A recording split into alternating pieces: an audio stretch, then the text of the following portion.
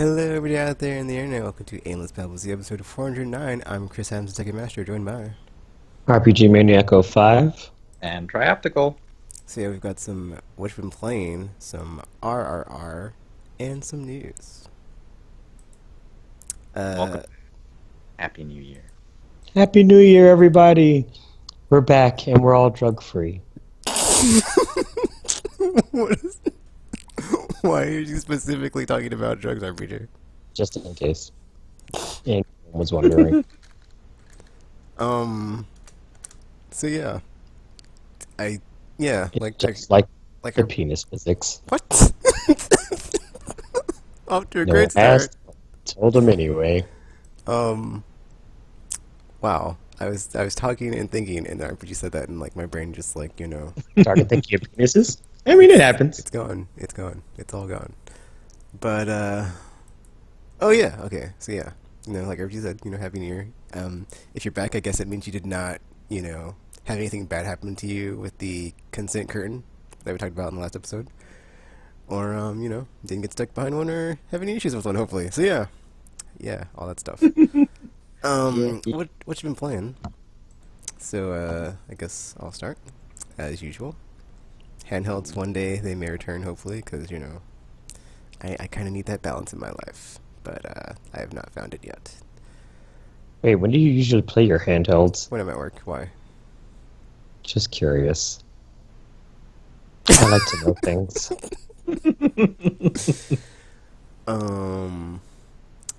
But yeah, I mean, not what I've been playing, but I did finally pick up some games in that holiday sale. So I mean, not finally, but I do at the end of the year like to treat myself, because it's like, you know what, Tegan's been a good boy. He didn't kill anybody. He deserves this treat. Okay, now get off my back and let me play my games. Do you usually kill people? I mean, there's always time, RPG. The night is young every night, and Oh dear. Issuing a lot of suspicious denials. I was about to say, I was like, what's been happening over the break? I mean, I may have, had a good year this year, but, all it takes is one bad day, as we know. And, well, it's only been like 8 days into the year, so I mean, so that's good, I guess. I'm just saying. It's just one short decision that you make that's bad, and that's one that you can't go back from, as far as haven't killed anybody yet. Ho ho. So just saying, slate's still clean, but there's plenty of time. There's plenty of time. There's Next always thing plenty you of know, time. you're The darkest time. poisoning Gotham's water supply and demanding that people pay you a giant Great. ransom. This is a weird way to start. I mean, some people have hobbies. Drug free. Nobody died. Not by my hand. Anyway. I'm about to say not by your hands. So good start. We're off to a good start. Wow. You know what? Just to keep it in that whole theme of air quote good start, Destiny 2, what the F, man? I don't know what they're doing over there. I don't know what they're doing. It's like, I mean, I guess I kind of know. It's like, let's just drip feed them content because we can't make enough fast enough for them to not burn through. But in that process that we're doing, we just can't not piss them off. So, man, but In your defense, it's Destiny, so that was the funny thing. I predicted the first armory for Black Armor when it came out was too high level, and everyone was like, "Man, this is too high level." Blah blah blah. I even stopped playing that day because I was like, "Well, I'm not making any progress to this thing," and then they lowered it, and I was like, "Oh, I didn't expect that." And then kind of smooth sailing until today when it's or yesterday rather, when it's the last of the forges comes out, and there's some weird obtuse puzzle thing you have to solve in order to get access to it, but then it's a community thing where it's as long as the first person solves it, it's solved for everybody, yay! But it didn't get solved, and it was super not. What exactly is it? Could you explain it? Because I saw Gamer tweeting about it, and then I keep seeing people talking about it, and I'm like, what exactly is this puzzle that is causing all this trouble? Okay, so I didn't actually play through it. I just went to the area because I was like, maybe I can solve it. I could be the first. But then I got there, and then I was like, okay, what do I do now? And then I read an article about it. And apparently, some of the guns that you get from the Black Armory have scopes on them that when you look through them can see things. And then I guess that's like the first clue. Sounds cryptic. It's very cryptic. And then some of the guns have like things on them that when you look on them, it's like, oh, this is in binary and it means XYZ, whatever, whatever.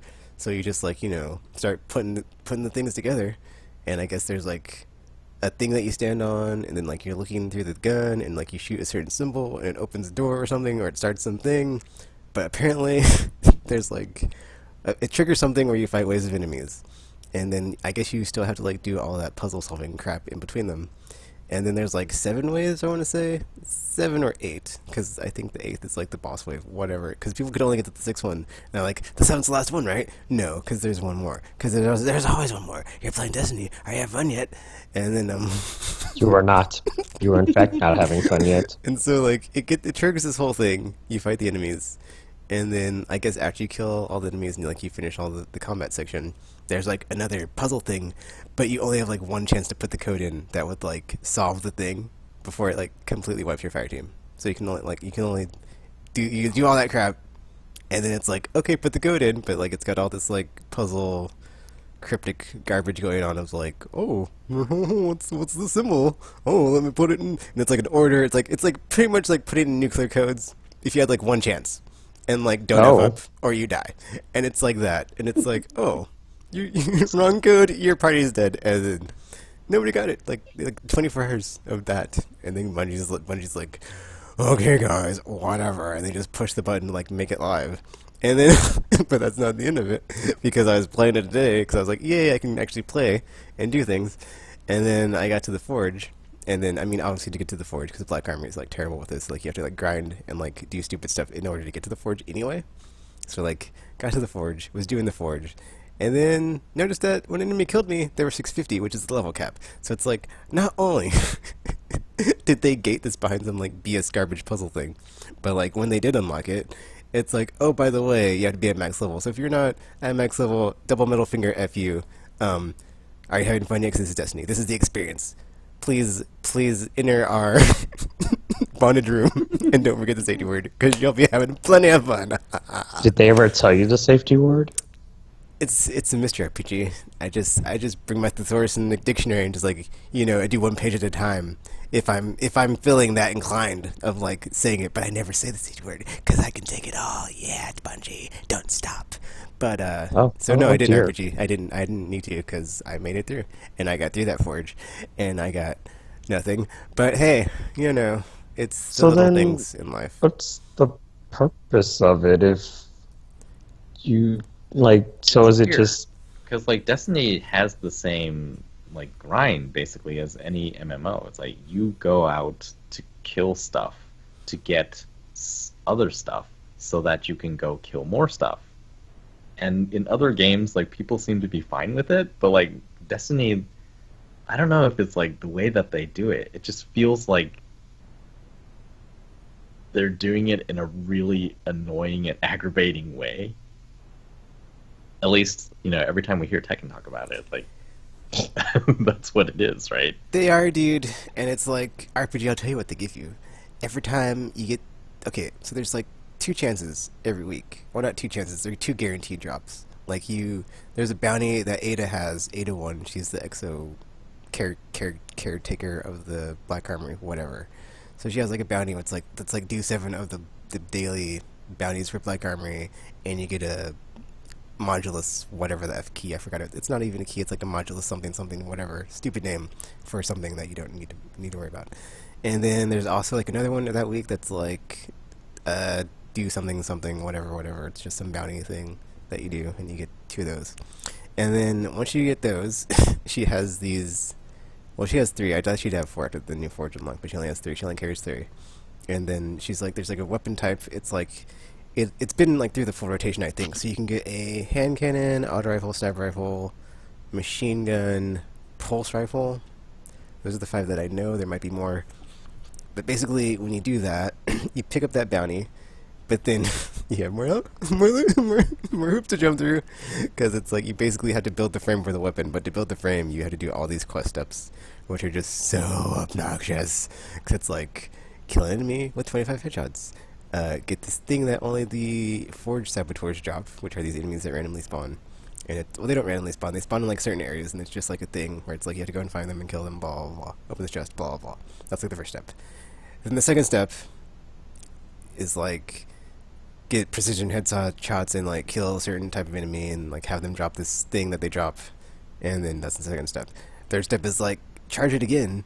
Also, by the way, sometimes I think not every time, but sometimes you have to like go back to Ada after each of these steps. So it's like it gets just a bit like, you know, oh, you're not done, but go back to Ada. Oh, I'm not done yet. Why am I going back to Ada? Oh, and it's like, oh, kill powerful enemies. They drop these thingies that'll charge the thing more. Okay, do that. Oh, go back. Do it. Oh, not done yet.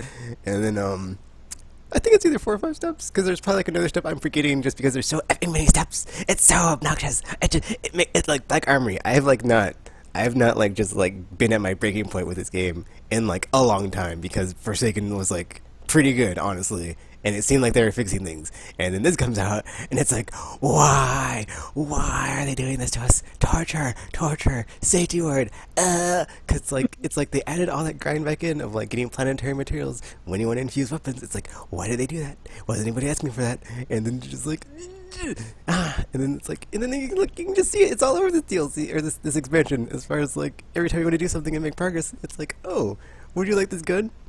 Would you like to jump through these 5 steps to get this gun that are not fun? No, too bad, because that's the only way you're gonna get the gun whatever. So have fun. And then once you get to the last step, it's like, okay, you're done, but you're not done, because guess what? Now you get to actually play through the Forge, and it's like, you know.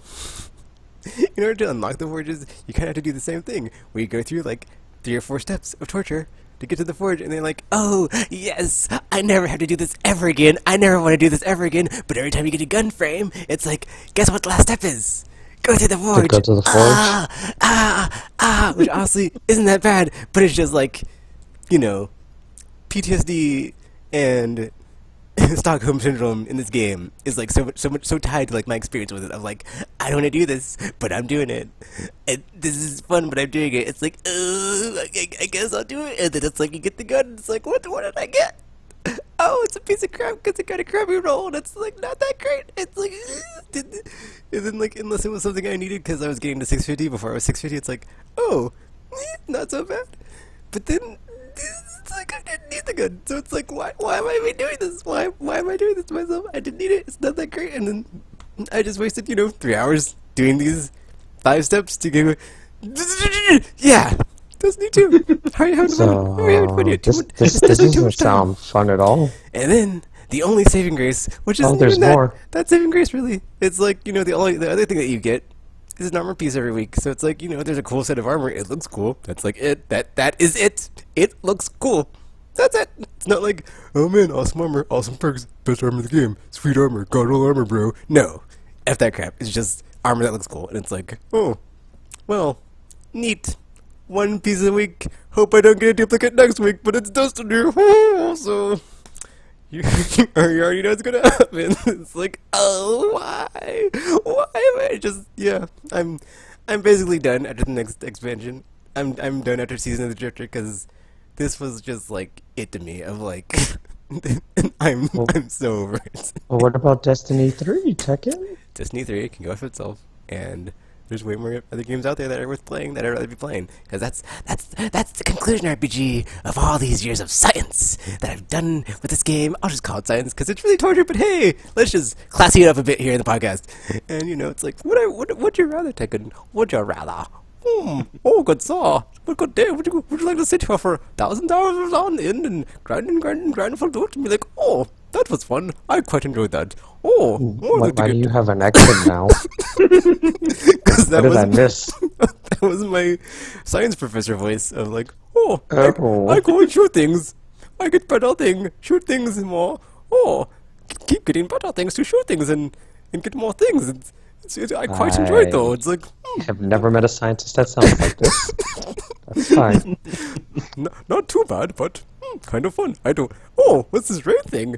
It's kind of the same thing. You just go and shoot things with 5 people. Kind of fun. Let's go and be a fire team, a raid team, dare I say, because there's 5 of us and we're raiding. Oh, quite a good show. Sirs and ma'ams, and I enjoy this.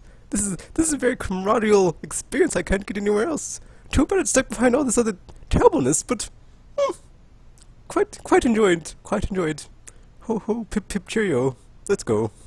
And yeah, it's like new raid came out, and I had and the raid team carried me through five. It was only 5 people, not 6, because you can 5-man it, and it's not really raid. It's more of a raid lair, but whatever needs. So I just had no idea what was going on and just was sherped, and it wasn't really that amazing. So I'm kind of like, yeah. I have a waifu now, and I have time that is like even more precious and valuable to me. So it doesn't need too much time. I can't do it. I can't do it anymore, man. You blew your chance. It's like, fool me once, shame on you. Fool me twice, shame on 3. Shame on me. Fool me thrice. I don't know what the third thing is, but they done. I don't think you know what the saying is at all. They done fooled me 3 times in one expansion. It's like, yeah, that level was too high the first week, and then this week it's like, oh, this puzzle, this isn't fun at all. It's like, who would do this? Oh, and then it's max level? That was pretty evil. Not to be like, oh, you might want to level up dudes or something. Like, it's like there's a thing called social media, Bungie. Like, you can communicate and be like, temper expectations. We are like hyped and frothing at the mouth to like, get the stuff. And then you're just like, whatever, man. And just like, take us into your BDSM warehouse of just torture and just, no, I'm not gonna do it anymore. So I'm done. Tekken's done. Tekken's done after the season of the Drifter, which is the next season. Because the one after that is called Penumbra, and it's all about redacted and like secrets, puzzle, and cryptic BS. And after this, I was like, you know what? I don't need my life more. Like an entire season of that. Pass, hard pass, all the pass. Get the F out of here. I'm done. So yeah, no thanks. We'll be never seeing you soon again or ever again after that. Bungie and Destiny. Yeah. So have fun riding that train wherever when I'm jumping off of it, because reverse hype train. I'm getting out of here. No thanks, that game. So it sounds like you love it. There's also some like in the interim when we had to break, there was some like cutscene with the Queen where. Well, I kind of want to spoil it, but I'm not going to spoil it because I don't spoil things. Where it's like something happened, and it's like I don't think topical or I really care about the spoilers for that. Kind of super lame sauce that like they undid something, and it's like, well, they didn't really undo it, but it's like something has happened, and it's like, I don't know. I'm going to see where it goes, because it's like, I was early on, I was like kind of hyped for Dreaming City, and then they went nowhere, but then I guess it kept going. I mean, I go there, and it's like not really going, but it kind of is. But it's not really enough to like be doing every week. So it's like, so all the cutscene, I was like, that could have been cooler. They could have done, but whatever. It's whatever, dude. I'm over it. I'm done. I'm at peace. I'm at peace again, I should say, because I remember when I used to say that with Destiny. I was like, oh, I'm at peace. But inside, I'm just like, this is fine. Everything's fine, but it's not fine. I just want to. It's all on fire. I just want to break things and set things on fire and kill people and. Do drugs like we said at the beginning of the podcast, but I can't. It's illegal, so I don't. Well, not all of them. And it depends on where you live. Yeah, so I mean, there's ways around things. I mean, disclaimer, kids don't do drugs. But for last thing I need is somebody who like, happy place where I'm in space. My kid heard that you said to do drugs on your podcast. It's like, I don't know what you're talking about. We never condone that. I just want to go to my safe, happy place where I'm in my ship with my guardian and we're just out there having adventures. But every time I want to do that, it's like, oh, here's a mile of BS to wade through. Have fun, Tekken. Oh, no, Tekken's good. Tekken's done. So besides that, ... So sounds like you loved it. Shut up, RPG. Completely unrelated note. So there's this thing on Netflix called Bandersnatch. I have myself not played it. I saw the trailer and I was like, that looks neat. Because there was a rumor before that was like going to be an entire season, but it wasn't an entire season. It was just this thing. Not until later this year. So I was sad, but whatever. We're getting more. That's all that matters. Because I'm all about that black cracked mirror. Anyway, so late shift. To me, after I saw that, I was like, this is pretty similar to this. And my girlfriend had played or experienced or whatever that if you want to say about Bandersnatch, and I was like, oh, really? ... Well, have I got a surprise for you? And I showed it to her, and then she was playing it, and then okay, it was funny actually because the way we played it was like I had the controls or the controller, so I was at the helm navigating the ship, and then she would like say her response of like what she wanted to do. So like we had some times where like she'd say something and I'd pick it and she's like, wait, no, do the other thing. So It's too late. yeah. Already too late. So it's like there's sometimes where like I did her first response even though she's like, wait, no, the other thing. It's like, oh. So it was like really funny like watching her like play through just like her reaction to like all the choices of like do this, no that. Especially when or, like she didn't do that all the time, but she did that like a couple of times. That was pretty funny. Or then like when she like react to like something in the game, and then like the character in the thing would be like say the thing, like that was like his next line. Like he would say that, and she's like, oh, so that's pretty funny. And then she's like, oh man, this is like way better than Bandersnatch. I was like, yeah, I knew it. So it's like inside, I was like, ha, gaming for the win. We did it. We did it. But then I was kind of like, if only people playing Bandersnatch knew about this cool stuff like this.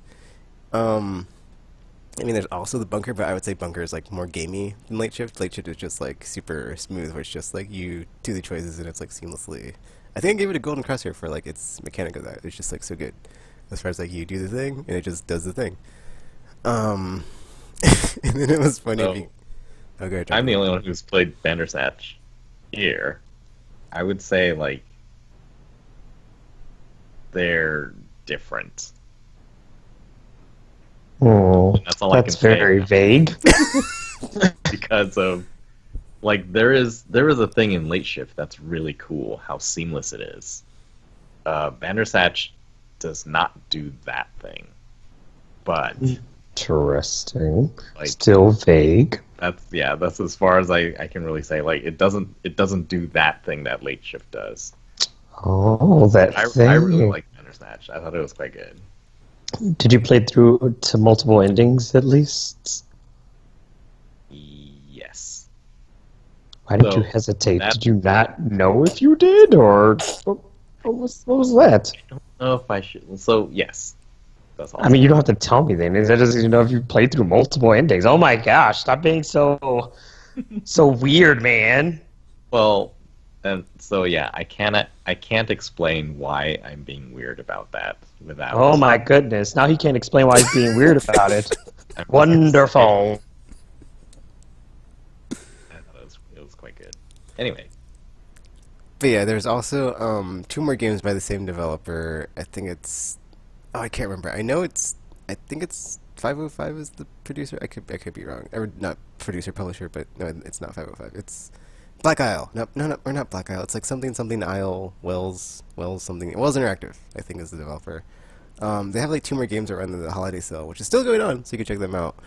They have weird names. I don't have them in front of me, but one is about a killer that you're trying to like figure out who did it, and the other one is like you're a psychiatrist that is interviewing patients and something. It's weird, dude. Like the other ones are like not as straightforward as late shift is what I'm getting at, and I want to play them. And I will play them by the time we're recording next time.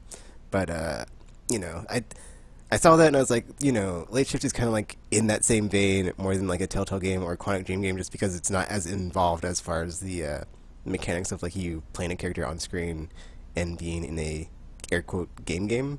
So that's why I was like, this would be a neat fit to show to someone that has experienced that, and they're kind of more of a parallel than something from Telltale or Quantic Dream. So looking forward to maybe showing her something from Quantic Dream or Telltale and being like, so what do you think compared to Late Shift? But it's probably not going to go well just because it's more involved. But that being said, if she gets into the choices and the rabbit hole that you fall down, like if you can go through this clunkier, like actual gamey parts where you're like exploring the world, then yeah.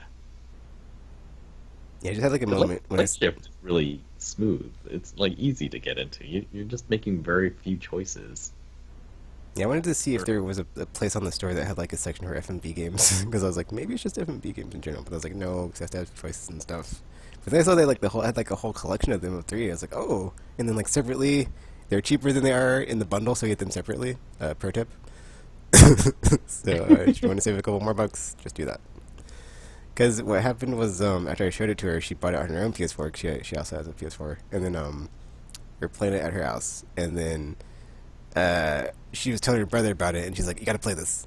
It's even better than Bandersnatch. And then it was funny when he was like going through like towards the end, he was making like so many like bad choices, but on purpose because he's like cause he's like the cause is lost, and it's like an ending I had not seen, and it was hilarious, and I was like, man, that was a total train wreck at the end, but it was super entertaining, so that was pretty funny.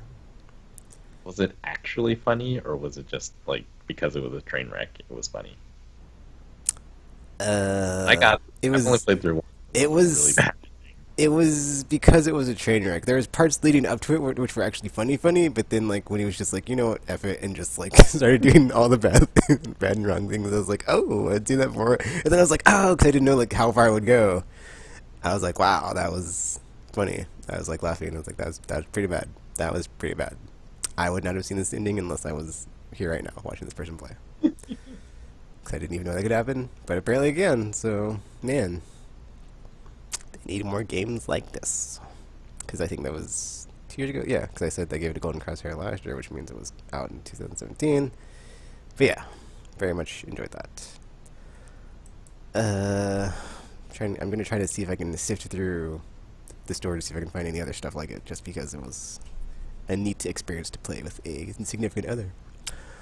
And Those guys are the only ones making games like that. oh, too bad. Too bad. Yeah, because okay, moving on to the next game, because I didn't know what to expect from this one. I only played a bit. I got to like one of the air quote bad endings, but it was essentially the tutorial.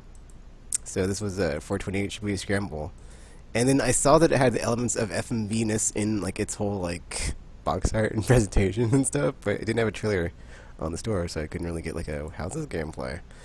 So I went into it expecting something like Late Shift, and that is not what I got. So I was a bit already turned off from that. There was like an FMV opening, so that was neat, but then after that it was kind of just downhill. So I mean, not necessarily, it's just like it wasn't what I was expecting, so I was like wanting something, but I got something else. And so essentially in this game the whole thing is like you're going through and like you come to a choice, and then it affects all the other characters because you have 5 protagonists, but the tutorial is kind of slow at the beginning.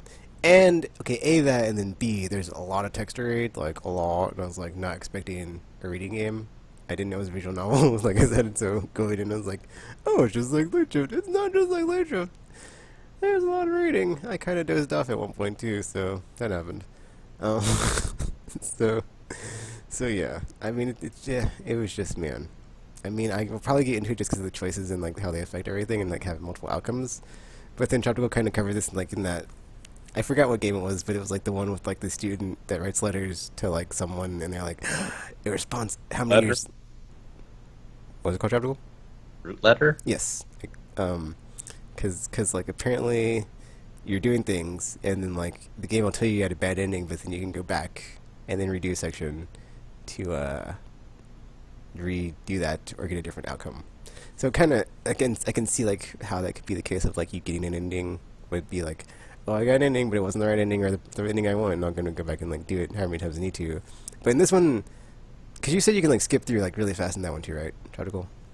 Yep. Yeah, I think they make it pretty unobtrusive on skipping all the text and stuff just to get to the choices. That's a nice saving grace, where you don't like just sit there and be like, because that was one of the things my girlfriend mentioned to me, that I was like, yeah, that is kind of a bummer when you're playing Late Shift and you have to go through the entire game and you can't just skip sections.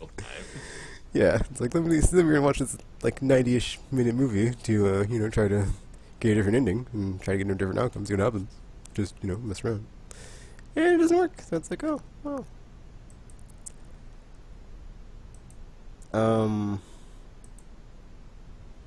Yeah.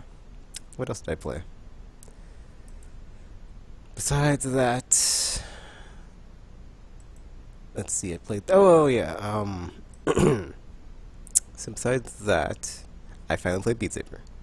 So, you know, for the record, we can say, at least once, Tropical was right. It's pretty cool and pretty good. I thoroughly enjoyed it. And then it had my type of music in it, which made it even better. The jams were there, and I was like, oh yeah, and then yeah, there's like different movement you can do. Like they throw obstacles at you, and like you have to actually physically dodge them, similar to the Rush of Blood game. So that was pretty cool. Like there's some like yeah, I think that was like when it first clicked in my brain of like liking this game. It wasn't just like hitting arrows and hitting blocks and blah blah blocks. It does get like harder. You have to like hit the arrows in a certain order, and like they come at you in different orders and patterns. But then they like start throwing stuff at you as you're doing it to make you have to actually physically move, which is pretty cool. So once I did my like first dodge and like had to like duck or kneel off the way, I was like, oh, and like it's going to like the flow of the music, and it's in rhythm with the music. So that was really cool. I was like, that after that happened, I was like, this is definitely the killer app of PlayStation VR right now for me. Anyway, I would say, because I mean I haven't played Resident Evil 7. I'm not courageous enough. I'll get there eventually. Did you see Gamer's video that he posted recently? I saw the video, tried to go, I did not click on it because I was like, yeah, I don't want to be. I will be afraid myself and jump out of my chair if I watch this. The moment that freaked him out was like not a scary moment necessarily. It was just like somebody popped out. It turned out to be a scary person eventually, but like not at that moment. So it was pretty funny. And then it's like, yeah, I don't think I can play this. It looks way. There's a guy I started following on Twitter who's been talking about it, and he's been talking about how Resident Evil 7 basically doesn't have the normal end states. You know, usually it's like, oh no, you got captured and the guy chopped off your arm, and then it's like you go back and you try again. And this one's like, oh, your arm got chopped off, so now you have to play this part with no arm. And it's like relentless apparently. And I'm like, why did I get this for VR? I'm not gonna play this. I haven't played Rush of Blood. Oh, actually, there's a moment when my girlfriend was playing Rush of Blood, and then I'd heard Zephyr talking about it, so I already knew this was like going to happen. But I was glad I wasn't playing that moment where there's like a spider section, and like they do something like very mean to you with spiders, and then like she had this like super afraid reaction. I was like, I'm glad you were playing, not me, because I knew this was going to happen. Because I heard Zephyr talking about it, and now I saw it happen, and I'm like, I don't never want to play this game, so I might never play that game because I don't like spiders. So yeah. But yeah, I'm gonna have to get neighbors so I can watch everything. but yeah, through that I was like, you know, PlayStation VR, there's hope for you yet. I wasn't sure. I thought this might be a, you know, here today, gone the next situation, but oh no, I played some in Borderlands 2 because she got that bundle, but I did not really enjoy it as much as using a DualShock, and it was weird because like you can't really jump. Cause I was like, well, she didn't know like the controls, and I was like asking her like how do you jump and stuff, and then she didn't really know, so I was like, eh. So I didn't actually get to like go through a tutorial or anything to like figure all the things out, but I'd played it already. I guess that's the other thing is I already played through that game with DualShock, and it's like playing it in VR is it's just a visual change. It's not really a gameplay change, so it's like, eh. Didn't really do it for me. So I guess go ahead. So you saw trailers and footage of Beat Saber before you played it, right? Yeah. It's weird because the trailers when you watch the game, it doesn't look like, it just looks like, oh, you're just going to be hitting blocks and that's kind of it. And it doesn't seem that exciting. It's when you actually play it, I don't know for me if it was like moving my body to dodge certain parts, but like at some point it does feel like this kind of feels like you're dancing. Probably, you know, helps with the illusion since you can't see yourself. But like it feels like dance almost. It's actually funny you said that, John, because when I was watching my girlfriend play it, like she would do some of the like patterns where like the 3 block ones where it's like alternating or just like 3 in a row or whatever. She like waved the move controller in like a weird way, or it looked weird to me anyway, like when she did it. But like since she was like doing that and like moving at the same time, it kind of did like she was like doing some like sort of dance. It was like really weird to me. I was like, this looks like a dancing game that you're playing in front of me, but I did not think this was a dancing game. Yeah, it's really strange, but like eventually, like there are parts, and especially on the higher difficulties, when you have to like move very quickly, like it feels like you're dancing. And it's like, this is a weird idea that somehow worked. I mean, I thought this was sort of like, oh, they saw Thumper, and they're like, that was super popular, and lightsabers or something that are more in VR, so let's combine them. But then, no, it feels like so much more than that. It's very strange. But actually, like playing that and then playing Borderlands, it's like I think the built from ground up specifically for this is better than stuff that is like. I mean, that being said, Resident Evil 2 or 7 is like kind of like a weird example too, because it's like, well, you could play it either way. But VR, in my opinion, well, I haven't played it, but it's like I could see why it would like make it better, just because it's like the whole all up in your face and like you can't, you can't. I mean, you can close your eyes, but you know, you have fun trying to not be terrible playing with your eyes closed. And it just like that is just like it is that much more intense when it's like right up on your face versus like sitting on a couch or something. Like kind of like the PC gaming analogy, as far as like, you know, you're not sitting that far away when you're super close to the monitor. But yeah, that was a fun time. Tropical was right, Nice. and I enjoyed it. I was right. Did I play anything else besides that? Oh wait, no, I heard about the Shibuya Scramble thing. Shibuya Scramble, Destiny, Beat Saber. I guess when there's like a fourth game. Late shift. Oh yes, that would be a fourth game. I can count, or I can't. And Stratical is like, oh, that is the fourth game. Oh. I mean, I didn't. I mean, I've just been doing the same thing in Gran Turismo, where it's like, you know, slowly getting the cars every day, and it was cool because they gave me my birthday gift card, which I completely forgot. Oh. So that was cool when I like logged in the other day, and it was past my birthday, and I was like, oh, I got a car for my birthday. That was sweet.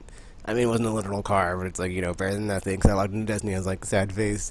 They didn't give me anything, and I tweeted it out. My post matcher was empty, and then Gretchen was like, "We've got you taken. We've got you."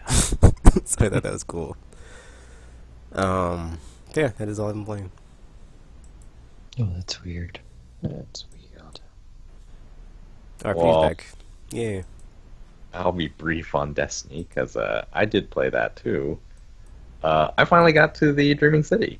At one point, I was just like, I'm just gonna buckle down and do this thing. So, but I don't want to, you know, figure out which of these lost sectors is which one. So I'm just gonna look up a guide.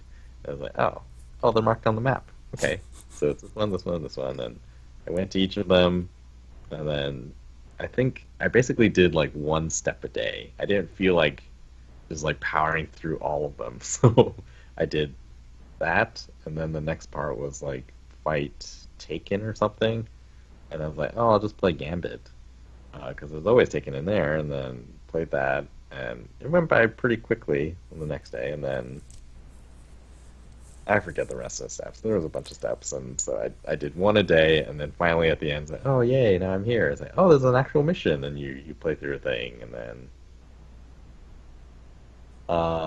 yeah, I'm there, and it's like, great. Now what? I guess I'm happy that they're having mercy on anyone below 600, since there's been a new expansion. Oh yeah, how was that Tropical? Because like it said that you should be like leveling up like super fast now. Is that what happened? I guess. Like, the thing is, my experience with Forsaken has been tainted because of that weirdness where I was getting, you know, light level or power level one number below what I was. And so for like 2 weeks, I made no progress. And then after that, they fixed it. And when they fixed it, they also like increased the speed that you level up at. But by then, I had realized how much progress I didn't make. And so I was sort of down on the game, and I didn't really play it that much. So yeah, I missed it. I missed a few weeks, and then I wasn't really paying attention to what day of the week it was. So I was like, I started playing again on Monday, and I was like, okay, I remember what I was doing. So I got to do all these like weekly challenges and like finish a certain number of Crucible and stuff, and then so I'll do all that tomorrow. And then I went on tomorrow. Hey, reset. I was like, okay, so that didn't help me at all. But yeah, it seems like, let's see, I think I was 540, and now I'm like 555, and that's like 2 or 3 days. So Wow, it's you're at 600? That's insane. fast. I'm not at 600 yet. No, I jumped like 15 or so power level though in just the past few days, because you're also supposed to be getting more prime engrams now if you're below 600. That's what they said. I've seen one, I guess, that I didn't expect to see. So like, okay, that's something. But yeah, it's Destiny, I suppose. I would like to see the new content, like the raids and stuff, at some point. But I don't know how hard I want to work to get to that point, because it's gonna take some effort. I'm quite far, and then, like if you're not in a regular group, then you got to go find a group, or hope that someone is not going to be playing at some point. So yeah, lots to figure out in the interim, and I'm not even 600 yet. So oh, but it was funny. Yeah, when I got to the Dreaming City, and then I went back to orbit and looked, and was like, oh, so that's where the raid is. It was not even on my destination map. Did you play any Iron Banner while you were that low, Tropical? I did. Did it match you with people at the same level? No. Oh. Like, it's really Ouch. random. So you match with, like, people who are really high. But the thing is, like, throughout all of Destiny, I've played a lot of Iron Banner as a really low-level character, and I've just like figured out the strategy of doing that. Mostly involves running away, like towards my teammates. Huh. Contributing where I can. So like, I'll throw a grenade and then run, because they will kill you very fast. The other thing is just like engaging from really long distance, because yeah, a lot of people just aren't good shots in Destiny, I guess. And so with the bow, and it doesn't add that much more time to kill. I mean, I guess it does. Usually it's like 2 shots to the head, and then if they're really high level beyond you, then it's like 3. So it's not like a huge difference, because usually even when it's 2 shots, the first shot does almost all of their health, and then they're still alive by a little bit. So the second shot, should be the same amount. And so when it's 3 shots, it really is like 2 shots take off almost everything, and then the third, you still need like 1 more shot, which is a lot more time, especially if they're shooting at you. But if you're like really far away from them, I don't know. I've just been maybe I'm very lucky, and it's just like they're just really bad at hitting me, and I just need to hit them 3 times, and so it works out. But yeah, I throughout Destiny, I played lots of low-level Iron Banner with people. It used to be easier because like grenades were super powerful in Destiny 1, and you could just you could play it Batman style. You start shooting at them, they turn around, they start shooting at you, and then you do like a cool jump out of the way and like sticky grenade them, and they die. It was really fun. Yeah, so that's my Destiny stuff for now. I played, so early in the break, I decided to play through some of my VR stuff, and I started playing again a game called Mortal Blitz, which is essentially VR Time Crisis. I was like, okay, I'm gonna finish this game. Turns out I was on the second to last level because the game is really short. So I finished the campaign, and it was like, oh, this was episode 1, and we're planning on adding more stuff, so, stay tuned. And that was probably a few years ago, and nothing has changed, so that's... After playing through it, I was actually pretty disappointed. I was like, this was actually really cool. The Time Crisis part sort of is like, you move your actual body to dodge behind barriers. So in Time Crisis, like you lift your foot or you put your foot down to get on to get into cover, and reload. And this one is like, the move controllers have tons of buttons, so reload is one of them. But dodging is just like you just dodge. But they have a mechanic called, I think it's called groggy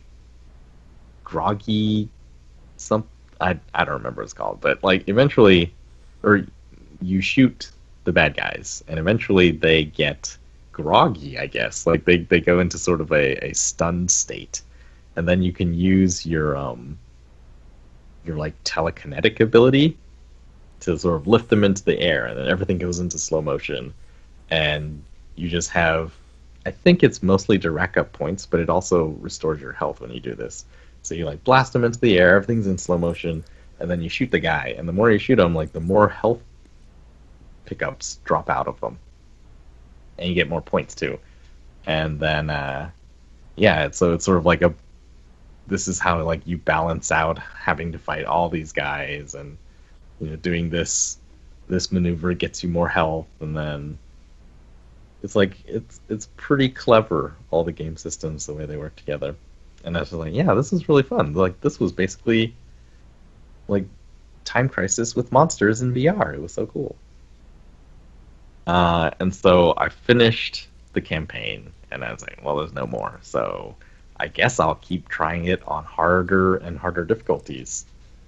And so now I'm on the final difficulty, and I haven't been able to get past the first level yet, unfortunately, because you just take a lot more damage, and they have much higher health now. But the other mode in that is there's like a target practice mode, and I think that's the one. It's like a training room, and that's the one that you have to beat to unlock more guns, I guess. Or I assume, because I haven't been able to get through all of it. I think there's 50 levels, and the first 29 levels were all pretty easy. You're just like in this room that's kind of like the holodeck in Star Trek, except it's a blue grid instead of a yellow one. And these important detail. These like spheres appear. Spheres appear, and you gotta shoot them. And then they like add more and more mechanics. So eventually there's like larger spheres that when you shoot them, they break apart into smaller spheres, and then the red ones only take one shot, but like the yellow ones they take several shots. And there's like, you get to level 30 and you just hit a brick wall. Like it's every 10 levels is a special stage where if any of the spheres touch the ground, like they're just like bouncing around in the room. If they hit the ground though, then you lose time on your timer. And you only have a certain amount of time for each stage to destroy all the spheres.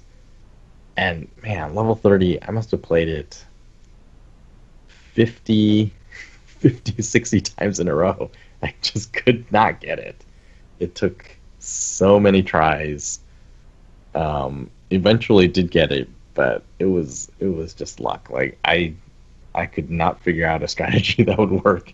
And I was like, okay, I just gotta aim better. I gotta shoot better. Every shot has to count. And somehow in the end it just worked out. I was like, never doing that again. But 20 levels to go. I hope there's no more. I hope I don't hit any other walls. But he did hit more walls. He did. I have not yet. After level 30, I played a few more levels, and then my arms were just really tired because those 50, 60 tries were basically back to back to back to back to back. I had when I finally cleared it, I share buttoned it, and that PlayStation is set to 60-minute clips, and I went back to the clip, and like the entire hour was me trying to beat this one level. Oh my! It was really crazy. But yeah, that is a pretty good VR game. It looks not that great. I mean, the graphics are actually pretty decent, but if you see footage of it on YouTube or whatever, it looks really bad. It looks much better than that. and I think it was pretty cheap, and I was like, it's pretty interesting, pretty fun. I liked it a lot. I do hope they make more, but I don't know if that's gonna happen.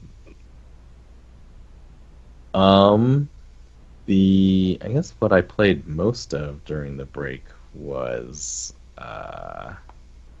Smash Brothers. And all throughout the hype season for this game, it was like, oh, there's all these characters and all this fan service essentially. Everyone is here except Waluigi.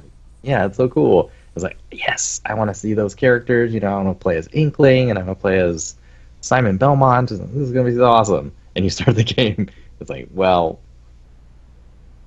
you have 8 characters. In the beginning, they only give you the original 8 characters from Smash Brothers on the... Wait, you don't even get, the melee characters or anything? No, in the beginning, it's just 8 characters. Holy crap. 7 characters. I don't remember. It's just a very small number of characters at the beginning. And it's like, well, I guess it begins. And when I started, I was like, I have no idea how to unlock characters. I mean, I assume it's just like other fighting games pre microtransaction era. And it's just like you play it, and sometimes they appear, and you fight them, and then if you win, then you get them. That's a weird set of rules. It's mostly true. Apparently, after I got a mission, I was like, okay, this is gonna take forever. There are 70 characters in this game, and you start with 8. So, okay, enjoy.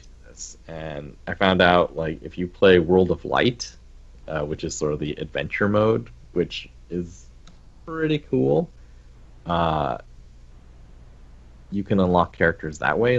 You go around, and there was that sort of Infinity War style cinematic trailer for it, where everyone died except her. Because he's the best. Everyone suck it. Save everyone.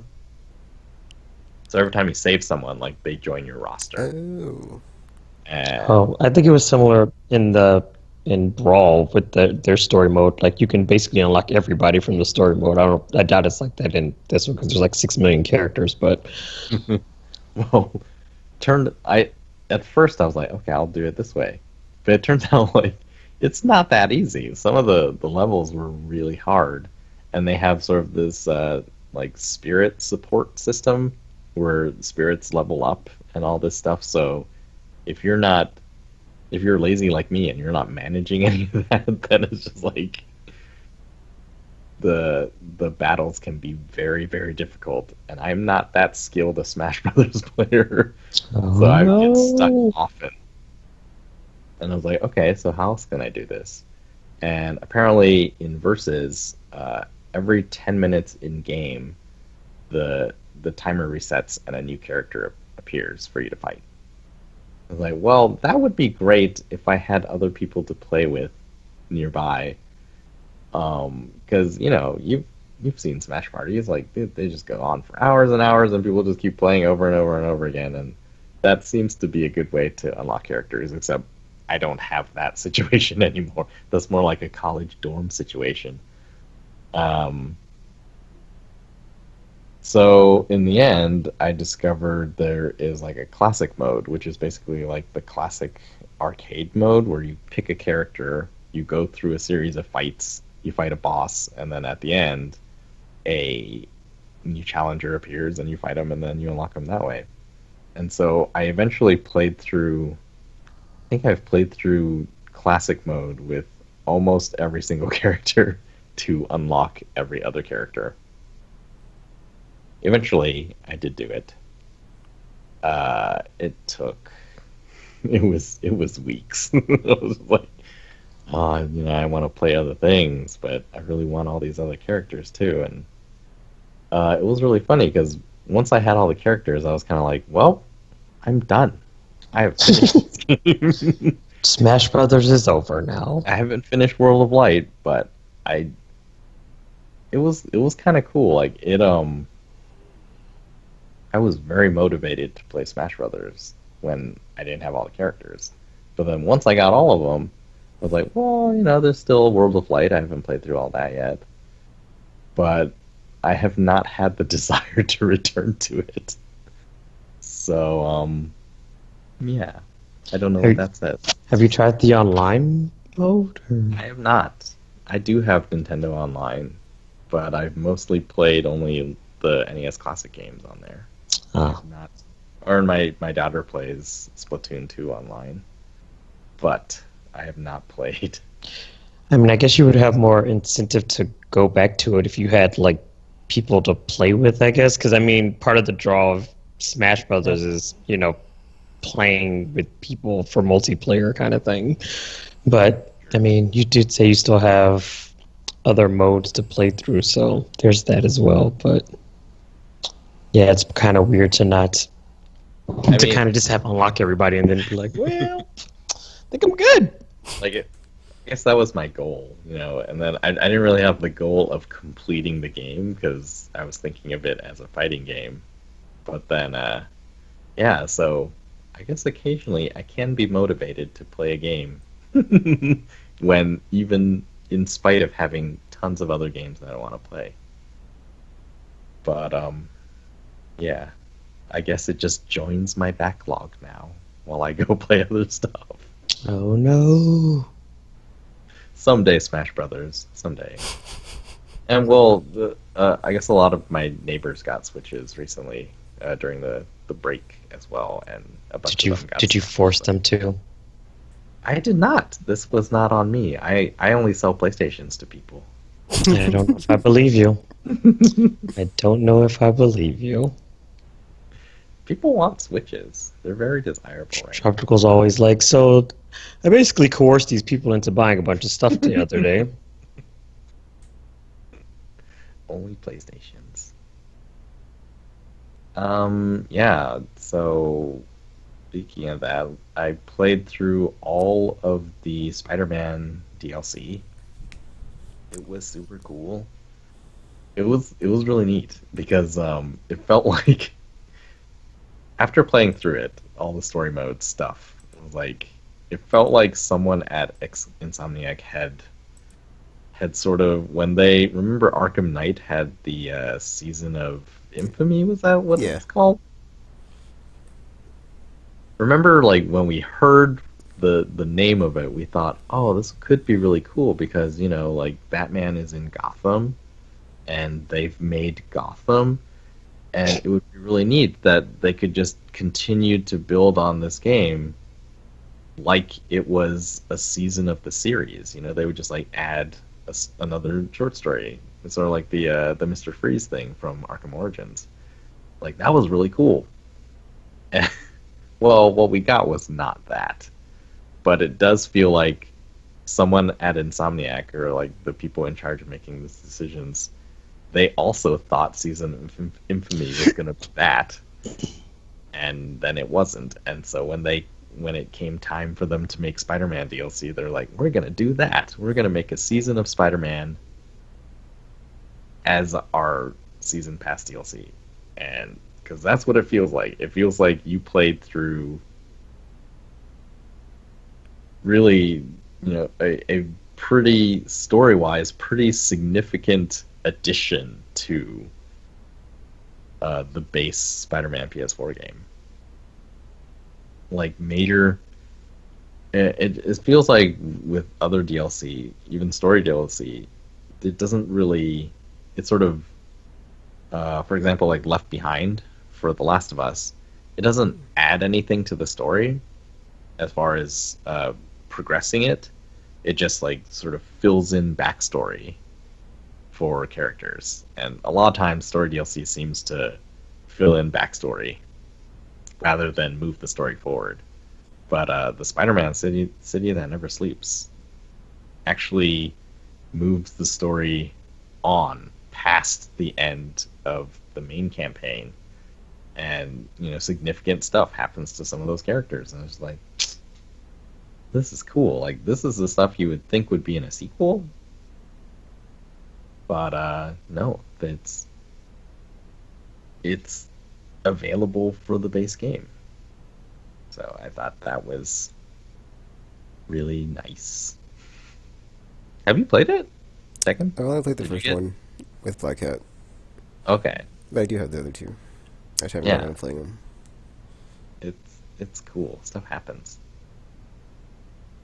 As it tends to do. For some reason, it was very surprising to me that stuff happens.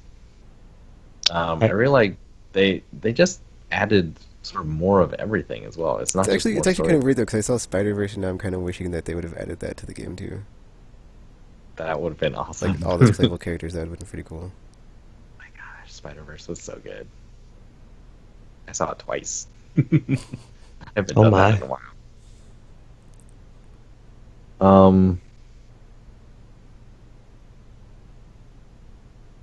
Yeah, so I have basically 100%ed everything in Spider-Man except for New Game Plus, which I'm going to start eventually on the highest difficulty. Like, I started it on the highest difficulty, New Game Plus, and it was really easy. And like, this is probably because I have all the gadgets. I just now, about to say you have all your them. abilities and stuff. Yeah, and I have like more health. Like you start with less health, and Spider-Man like can't take many hits at all in the game, like no matter the difficulty. But yeah, the first time I played it was not on the normal difficulty; it was on the highest difficulty, and then they added a even higher difficulty beyond that in a later patch with the New Game Plus. So now, like, okay, challenge accepted. And then I was like, oh, right, I should play the DLC. And then I played the DLC, and there's no level cap, so every time you level up after 50, you get more, like, punch damage. So after I played through the DLC, I was like, oh, you know what? I should start New Game Plus over again from after the DLC. So I have all of the progress I made through that. And so for Spider-Man PS4, which it's like not a good game for me. it's too fun that even though I completed it, I want to play through it again, but then, you know, I have all this other stuff that I need to play. So good. It was really weird for me because it was like a it was like the counter to God of War, where it was like nice and fun, whimsical, fun times versus like the whole just like I'm Kratos and I have my son and we're going through all this stuff and just like it just, I mean, in all fairness, Peter doesn't have a child, so he has time to be whimsical and not worry about God trying to murder him and his it child. was just so weird. It was like tonally different, but similar, but like way different, and just like I was just surprised that I like gravitated more towards Spider-Man because I usually go towards the dark and black stuff. So yeah, There's serious stuff in Spider-Man. yeah, but it was weird it's because a lot yeah, that was more weird too. fun. I didn't expect that, like the parts where it got serious in Spider-Man, and I was like, oh, of course it couldn't just be a nice, fun ride through New York City. Could it be? Nope. Crazy couldn't. Crazy I- couldn't. For a long time, like Spider-Man was my favorite, and then at some point in my life, that changed. Like I came to the realization that everything in Spider-Man is like tragedy. It's like everything is built on tragedy. It's like that scene in Spider-Verse where it's like, oh, for me it was my uncle. Oh yeah. It was my uncle. It was like, damn y'all.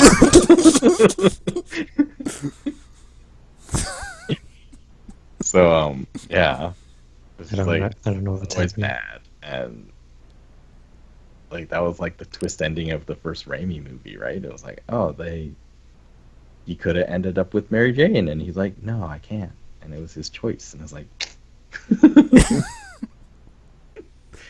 and like the first time I was like, oh, that's so cool, but then later I was like, everything in Spider-Man is like tragic. It's always his friends that like turn into villains or die or whatever.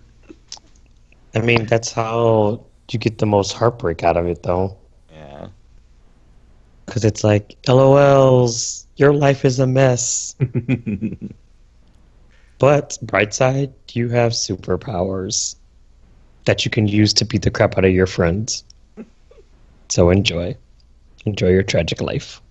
It's kind of why I like the thing I like the most about the Netflix villains is like they will go, like this, they like have these like entire sections of like explaining of like what tragically messed up this villain to make Basically, him like the this. Who Hurt You segment. Yeah, because like when you do the king, you like with the King time, it's like, oh my gosh, just like KKKN, it's like that was so like I did not see that coming. And just like, man, this guy is messed up, and I could see why and why he would turn out like this.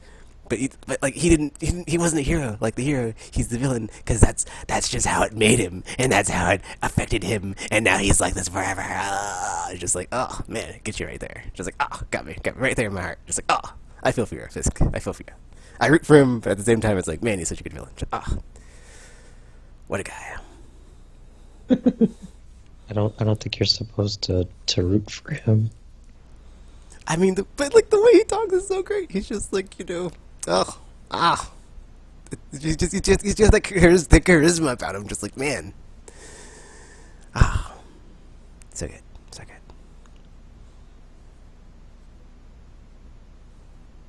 You should be ashamed of yourself. Next, I played a bit of Astrobot Rescue Mission, which very surprisingly was on a lot of people's like Game of the Year lists.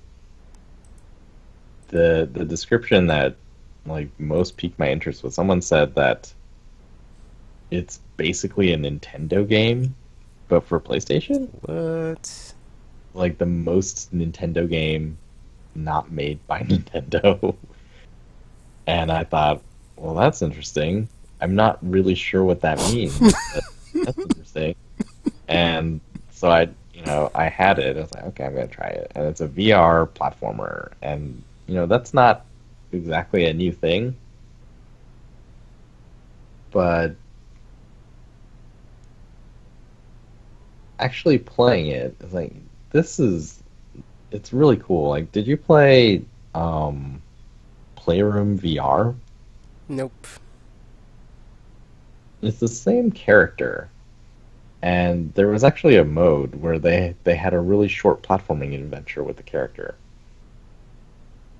And sort of like what I was talking about with VR Worlds, where there was like each one felt like sort of a tech demo for possibly a future complete game.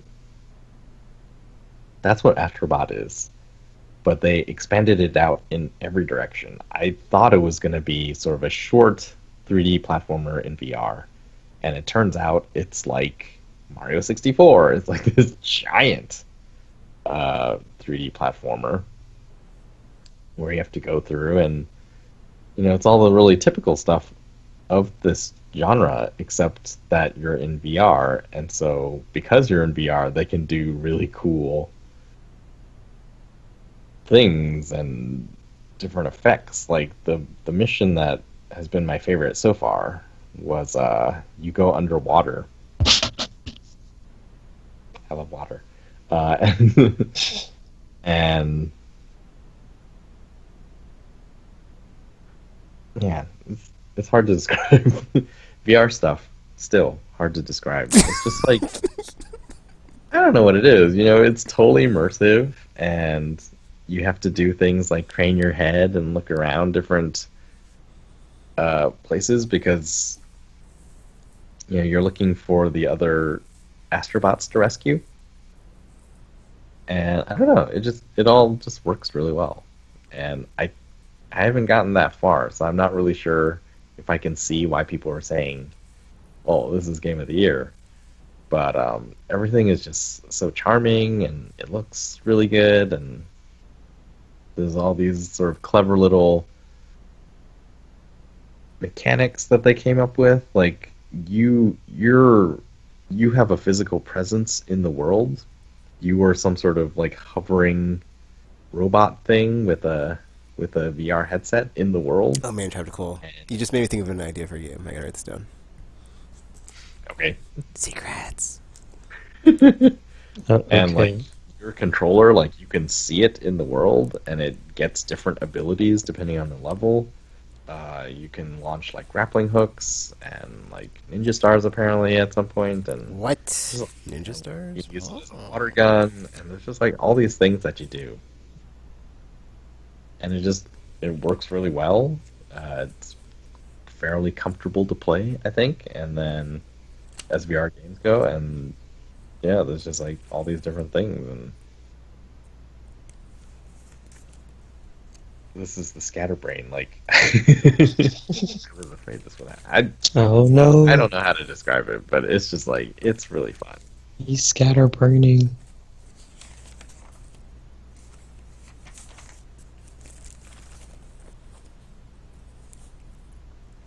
Also, for some reason, I'm hungry. For some reason, Jonathan. I don't Because know. it doesn't just, like, happen when you're a human, or like any creature that's biological, or an organic creature that I needs sustenance. I ate before this. I don't know why I'm hungry. Anyway, so I'm just gonna move on to the final one. Tekken, you should check out Astrobot. The last game I played was there was an event, and I don't even know this person who set it up, but she was like, oh, she wanted to have Discover Indies trend on Twitter, and so she came up with this thing where every Friday she wants people to go out, browse, the digital store of your choice, find an indie game that you've never heard of, buy it and play it, and then like post with the hashtag and talk about it. And I was like, okay, this sounds like a cool thing. So I went onto the PSN, and we do RRR and we do all these things, so we've heard of a lot of games. So it took a while to find something that I had never heard of. And eventually I stumbled upon something called The Cat and the Coup, published by USC Games. So this is that program that game company's founders came out of. One of the first game programs in the country. And I was like, okay, this is it. Luckily, it's cheap. It's like $2. And so I played it and finished it in one sitting not because I was like super engrossed, but because the game was like 15 minutes long. Oh dear. It was very short, and it has a very strange art style. Although possibly the art style is really meaningful. But yeah, so mechanically, Why is it strange? it's just like it looks like the art that you would see in an art history textbook from many different eras, and just like sort of all patchwork together. That's probably not true. Like, one of the things I'll say about the game is the visuals probably mean a lot of stuff and are significant in some way, but I don't have the background to understand any of that. Like, basically, so in the game you play as a black cat, and you find yourself in these rooms with a guy, older looking guy, and you figure out what to do in the room, and then you do it, and you break out of the room, and you go to the next room. And there was something like 4 or 5 rooms. It was very short. I guess it's a puzzle game, essentially. Sounds like an escape game to me. Kind of, maybe. Well, so after I played through it, I was like, okay, I think like the visuals are significant in some way, and the words are significant in some way, but since I don't have the background in like history or art or whatever, like it just was all over the top of my head. I don't know what I just played, and I went back and looked, and apparently the game is about how the CIA like basically ended democracy in Iran in the 1950s. I was like, I so don't. it's a metaphor. Like you're the guy is the former prime minister of Iran, and you as the cat are the CIA, and you're making the stuff happen to him. That seems Right? I I don't know. I think that's what it is. Like that's what I'm going with right now in my head, but it feels so, the visuals feel like, oh, so these are maybe, art from the region. And there are some parts that are more obvious than others. Like there's a scene where it says that the guy surrendered by phone 24 hours after fleeing from a mob. Then like you see sort of this shadowy mob pushing against the door, and the guy is just like sitting there, like, oh no, what do I do? And there's a phone near him, and then there's like a puzzle, and you have to figure out how to like get it, open the room so that you can move on to the next part. It was very weird. You don't say. I was like, I don't know what I'm doing. It feels like I'm doing everything very haphazardly, and there's probably meaning in this stuff, but I don't know what it is. So I guess I would just enjoy the ride, and it wasn't very long, so I'll probably come back to it at some point, hopefully, or maybe find a dissertation that someone has written on it or something. It's like, help me understand what I just played through. That sounds like an aimless segment. Help me understand what I just played through. Your mind Help really me, help you, help me. What I just played. Understand what I just played through. find really obtuse stuff to play through and then be like, okay, what was that? Something. Explain. It's like, well, if your knowledge of ancient Greek mythology is up to date, then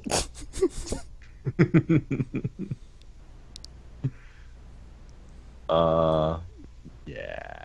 Oh my gosh, I just have another segment. It's like same thing, but it's like Aimless Explains. I mean, this is more of a Tekken segment. You talk very Tekkenese. It's just like, you just do the basics of like the game. It's like, you're Spider-Man. You're a dude in a suit, New York City, swinging through, saving the day, stuff happens, happy times, that's it. And Things it's like, go down. boom.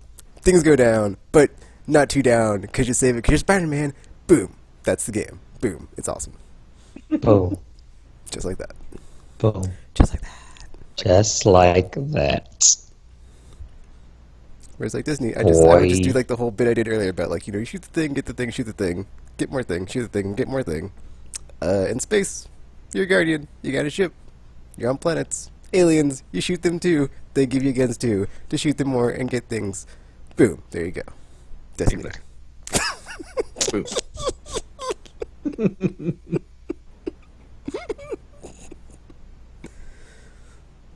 Well, anyways, I guess the last thing, so I did play this a little bit, but just a question off the top of my head, or just that I've been wondering, and, since it's aimless, we're going to a tangent real quickly. Do you think anyone has gotten all the Street Fighter V characters through just fight money? Ooh. No, I don't. I think it's impossible, but I'm not sure. I actually played that game. It would have been my most been playing, but it's like it kind of angered me because I thought I had more fight money than I had, and I spent it, and like now I'm at a point where I've never been in that game where like I need to grind to get where I can get one more thing if I want to get one more thing. But it's like I'm so close. I'm at like 98,000 or something, and you need 100,000. It's just like, dude, it's not really that bad 'cause I can like see myself getting there, but it's like. I play it, I'm like, I see why I stopped playing this game, and it's like, I think I'm done with this one too. So, peace out, Street Fighter. It was fun.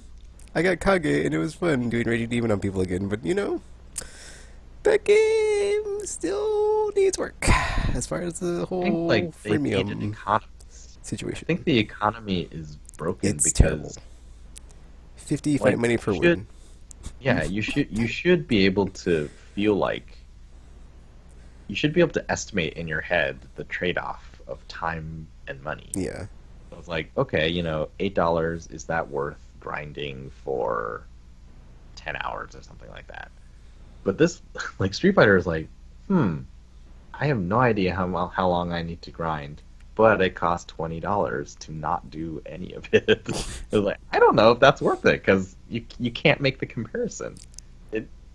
See, it's like I don't think anybody has, but like if they have, they're probably like the top 1% players in the world that are like already good at the game because they like win a lot, and it's like whatever, dude. I got so many wins. Because I was looking at the trophies, and it's like 300 ranked or like 300 wins online or something. It's like if those are all ranked matches, that's 1,500, 15,000, whatever one of the two. And it's like that's not even enough to get a character. That's not a lot. That's a lot of playing and not a lot of getting stuff for free with your fight buddy. So broken economy, probably not. Like, yeah, I think they need to fix their economy. It's really broken. Anyways, back from the tangent. That's what I've been playing. Cat in the Coup. It was $2 if you want to check out a weird 15-minute game. Or possibly the box quote. brilliant 15-minute game if you're a genius and you have the right background. And have various masters in history and Yeah. Like If you know 1950s Iranian politics and all that, that might be like, oh, this is so clever. But I did not. And I was like, I imagine it's more clever than I think, but this is on me. I don't know what just happened. Because I don't know. So yeah. RPG. What have you been playing? everything, but also only like 3 games. So There's a game called.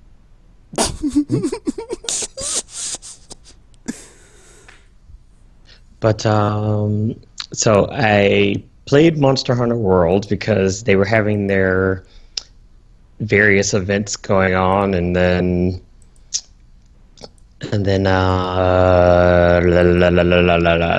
then they had the arch tempered, what's her face called, the no the giant gold lady person, Val Kolteroth. Kuvala. Whatever. Kuvavuvkliko. That's cool. There's the golden lady? I mean, at this point. Wow. The siege one. That one. I was logging in every day for the winter event. I just didn't actually play, so I got a bunch of tickets to like get stuff, but I haven't redeemed them. Well, they're supposed to be doing a customer appreciation event this month, so. Ooh. I'm a customer. You are. So that's going to be happening soon. But no, so anyways, so there was the arch tempered Couve event where it's that siege one where the 16 people do the thing. So that was a thing. And so with that, she has a new Fury mode, and if you activate it during the quest or whatever, then you get the opportunity to get. And if you beat her during this, you get the opportunity to get more of the incandescent weapons, which are like the new additions to her rewards. And they're supposed to be basically souped up versions of the previous wonderful gold weapons from the previous siege. So the more you play or whatever, obviously you get better chances of getting these things. And if you complete the siege all in one go, you also get more chances, or you get more incandescent rewards as well. So it's a lot of rewards going on basically. So I played that. I got a few weapons that I wanted, so that was good. I haven't actually used anything beyond that. After that, I was just like, okay, I think I'm good for now because I got what I needed, so I can just wait for whatever future event happens. Because of course, they're going to have their expansion later on this year, and then it's so far away. It is when really far away. When they showed that video and I saw the date, I was like, dude, this is next year, dude. Like, why can't it be in a month? This is almost a year away. It's true, because at first I got excited, and then they were like, LOL, falls of 2019. I was like, oh, that's almost a year from now. Yep. So, thank you, I guess, Capcom. Which is fine, but it's like it's supposed to be a major expansion. So I mean, I guess in place of a sequel, then we're going to be getting that with the new monsters, the new weapons and armor, and all the new locales and stuff like that. So that's going to be cool, at least. So I am excited about that happening. But yeah, that's pretty much the majority of Monster Hunter World was just doing the siege and having people, you know, jumping in and out and trying to cheat the system so they can get the weapons and then run away. Because, you know, that's how people do it. They wait until the last phase and they're like, oh, LOLs, now I could do my final run and then get the most rewards because all I have to do is finish it all in one go and get the highest reward multiplier, and then that's what they were doing. So people kept on like jumping in and out of rooms, and then they'd wait until like they get to like the level 6 pursuit level, so that way you can already know where it is and everything. And it's just like people are garbage. People are garbage. Way to be garbage people. Way to be garbage people. So there was that, but other than that, I started playing the PSN game thingy, whose name I already forgot. Fallen Legion. There we go. Now that game I was actually interested in when it had first got released, but then I ended up not buying it once I found out they were doing like that whole split versions of it. So there's like one that came out for the PS4, which is just the regular Fallen Legion, and then there's the one that came out for the Vita, that's the Flames of Rebellion, which is supposed to tell like the two sides of the overall story that's going on. So I think Flames of Rebellion is supposed to tell it from the semi-villain side or something like that, because the main game tells it from like the princess's side of the story.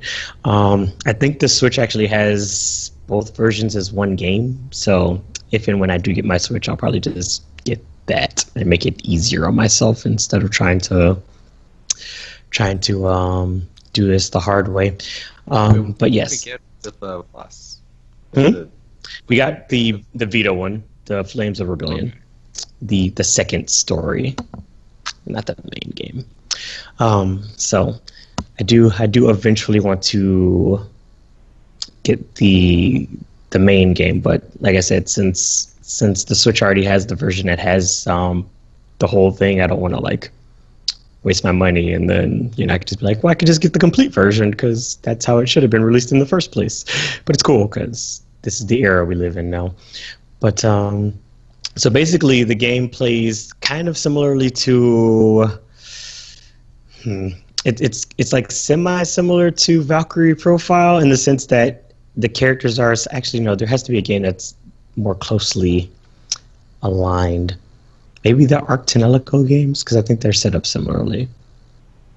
Maybe Exist Archive, but that was very much like Valkyrie Profile too. It doesn't matter. Anyways, the characters are so basically your characters are mapped to the face buttons. You start off with like a Lancer and then a Gunner, and then like the main character of the story himself is like a mage or whatever. So each of them has like a button that they're assigned to. X is the Lancer, square, is it squares? I think square is the Gunner, and then triangle is the mage guy, but he can switch between spells with the directional pad. One resurrects people, one drops like a spark bomb thing, and the bottom one like does like a regen health thing. But so the idea is to kind of like create these combos using the characters, because they have like a certain number. They have like AP that governs how often you can press the buttons for them, and it recharges over time. So the idea is to kind of like create these combos with the characters, so that way you can like break through the enemy's shields and all this other stuff to win in the battle system.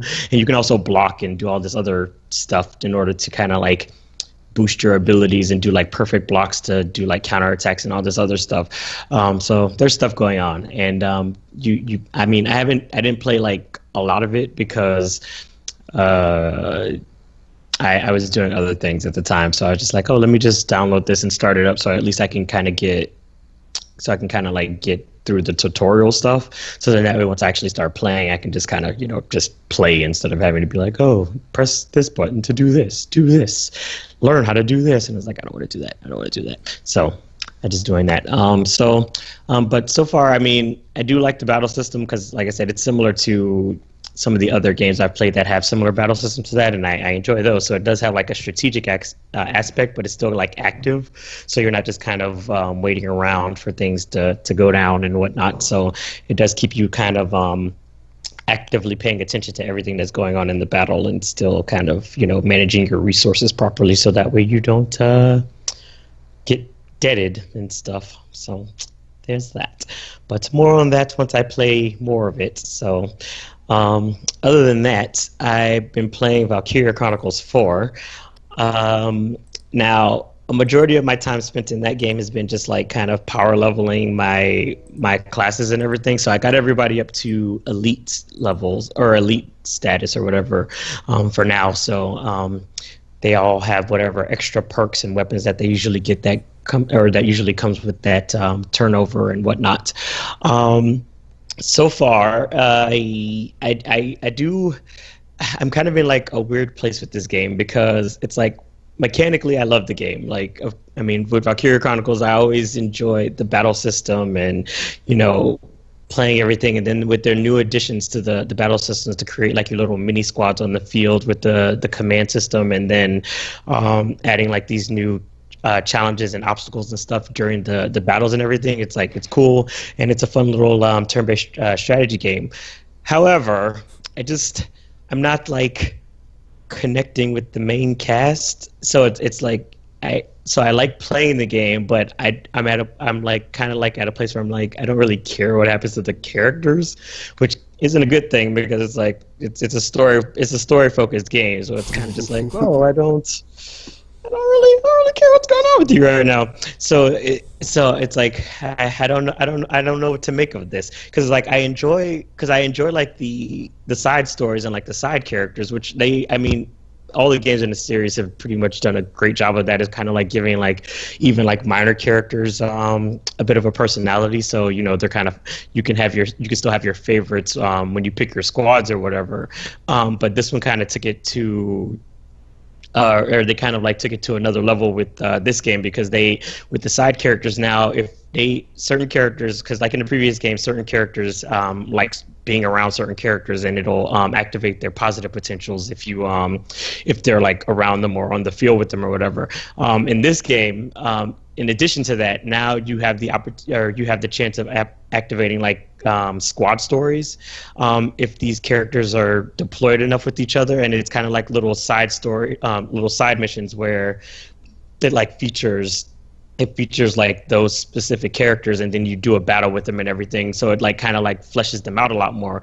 And it's like, for me, like those are more interesting than the main cast, and it's kind of like sad because it's like you're going to spend most of your time with the main characters, so it's going to be kind of awkward to be like, oh no, I like these characters more and whatnot. So I mean, I don't know, man. I don't know. I mean, I'm still playing, but I haven't been like pushing through the story or anything, because again, since I don't really care that much for the main characters, I haven't really been playing the story stuff. So most of the stuff I've been doing has just been like doing the skirmishes and playing like the squad stories and stuff like that. And I'm just like, I don't know if that's a good thing or if it's a bad thing or what's gonna come of that, but it's weird. So, but yeah, that's all I've been playing. So, stuff. Yeah, I was just gonna say, when Tropical was talking about Time Crisis, you step on the pedal to go out of cover and shoot, and then you take your foot off to be in cover and not get shot.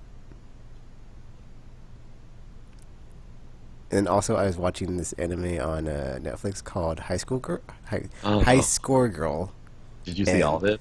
The first season, yes. And So, I mean, the whole romance thing, I was kind of like, towards like the more I started watching, because I was like, okay, I don't like the fact that she's a tsundere, and that kind of gets on my nerves, whatever. But I thoroughly enjoyed the whole like gaming aspect of it, and like going from like the 90s to like, and it just like kept going with time over time, and how I had like a Saturn and like PS1, and like, I fell in love with like the whole just historical aspect of like playing Street Fighter in the arcades in Japan, and just that was amazing. Like, I saw the trailer for that, but then I was like, should I watch this? Would I even like it? So I never watched it because I didn't know if I would like it or not. I think it's primarily a romance story. It is. Right? Yeah. like there is this entire, oh, he's really into arcades and games and stuff like that, and he was like, he picked all the losing consoles. Yeah, that was funny too. Years, but yeah, primarily it's this romance. Teen. They don't seem like teens, but they're teens. So like, or no, I guess it started. It when starts he in was 6th 11? grade or something. There's a time Yeah. jump though, so Oh. it's funny too because I was watching. I was like, man, I really hope there's a time jump because this is weird. Well, I kind of thought it was over after the 6th grade part. I was like, that's the end of the story? I was like, that's sort of disappointing. And then I was like, oh, there's a time jump. Oh, there's more. And then they do another time jump. I'm like, this is cool. Yeah, then I was like, oh man, I hope it gets to like modern times. That would be awesome. Yeah. 'Cause after I got to the end of the first season, it didn't end. I was like, it's not done. It could keep going.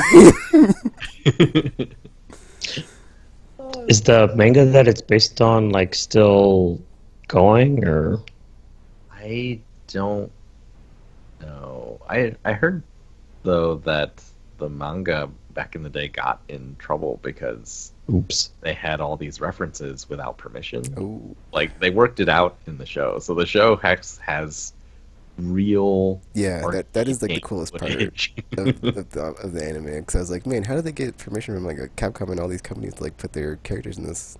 They didn't. It's No, kind of they like definitely the IRL version of Ready Player One, but not really because it's a romance. But it's like it is cool because there's all this gaming stuff that's like featured. And it's in Japan, so it's like legit in Japan. I mean, Source. because the RPG, you saw the trailer, right? And I saw the trailer. I haven't it's seen like the show I thought itself the though. show was about like Street Fighter from the trailer, but then it's like, oh no, it's about like sort of that rise of arcade fighting games. Yeah, that was really cool. Because later on, when like the console started coming out, I was like, man, I wonder if he's gonna like stop going to the arcades as much since like this is the part where arcades died. But then I was like, wait a minute, arcades never really died in Japan, so technically, this could just keep going. And I was like, man, Die differently. and it made me think of like this part in Virtua Fighter 4 Evolution when like there's like a whole part of the not campaign per se, but it's like you can like raise your own character and like your fighter and like go to like the games or like the arcades in Japan and like fight against like different AI opponents that are like at different arcades and stuff. And I thought that was cool. He's like going to different arcades with like different people hang out and stuff. That was pretty cool. Yeah. I was like, man, that's so neat. It's just like in that Virtua Fighter Evolution game. Bygone era. Yes, I agree. That show was really good. I was gonna tell you to watch it, but I guess you already did. But now you don't have to. It's not that long. But then I guess it does end on a cliffhanger. I It guess. does. If you care about the romance, especially. That's interesting, I guess.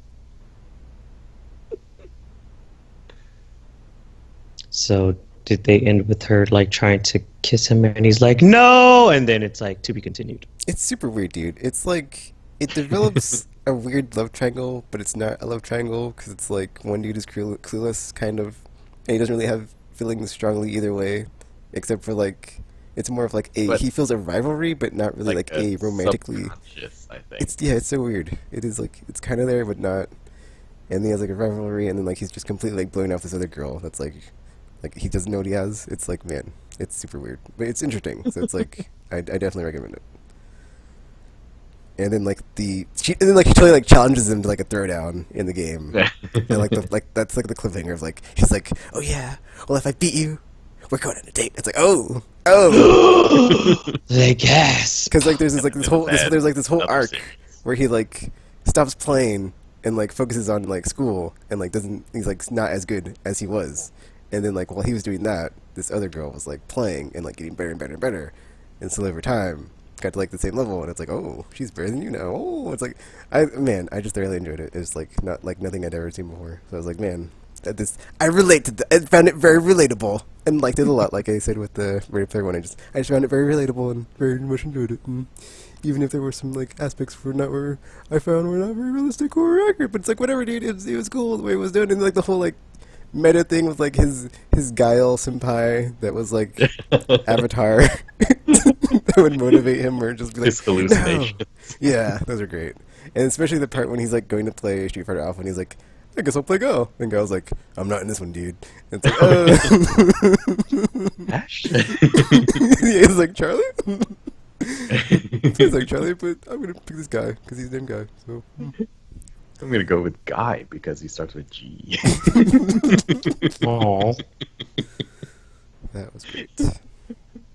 I also really enjoyed. I think it was like the first or second episode when like the girl was like beating everybody with Zangief, and it goes into like the whole like, oh, yeah, I'm gonna be super cheap, and Guile Turtle, and Chain Throw, and it's like so funny. it's like what? It's using actual Street Fighter terminology in this. What this anime is next level legit. I was like, oh my gosh, this is. I was like, oh, I was watching it. I was also watching it with my girlfriend. I was like, oh my gosh, I can't believe they did that. That's like amazing. Oh, that's the actual thing. The horror was really funny because like they have sort of like a cut-in narrator who explains certain things, yeah. like when he starts doing the cheap throws. It's like, oh, if you do this, like it's super cheap among the like the Street Fighter circles. You have to like if you're gonna do this, you have to prepare for the possibility that you will die because the other guy will kill you. And he was like, haha, I'm doing it. But she's a girl, so it's probably safe, right? He comes over and is like, beats the crap out of it. So funny.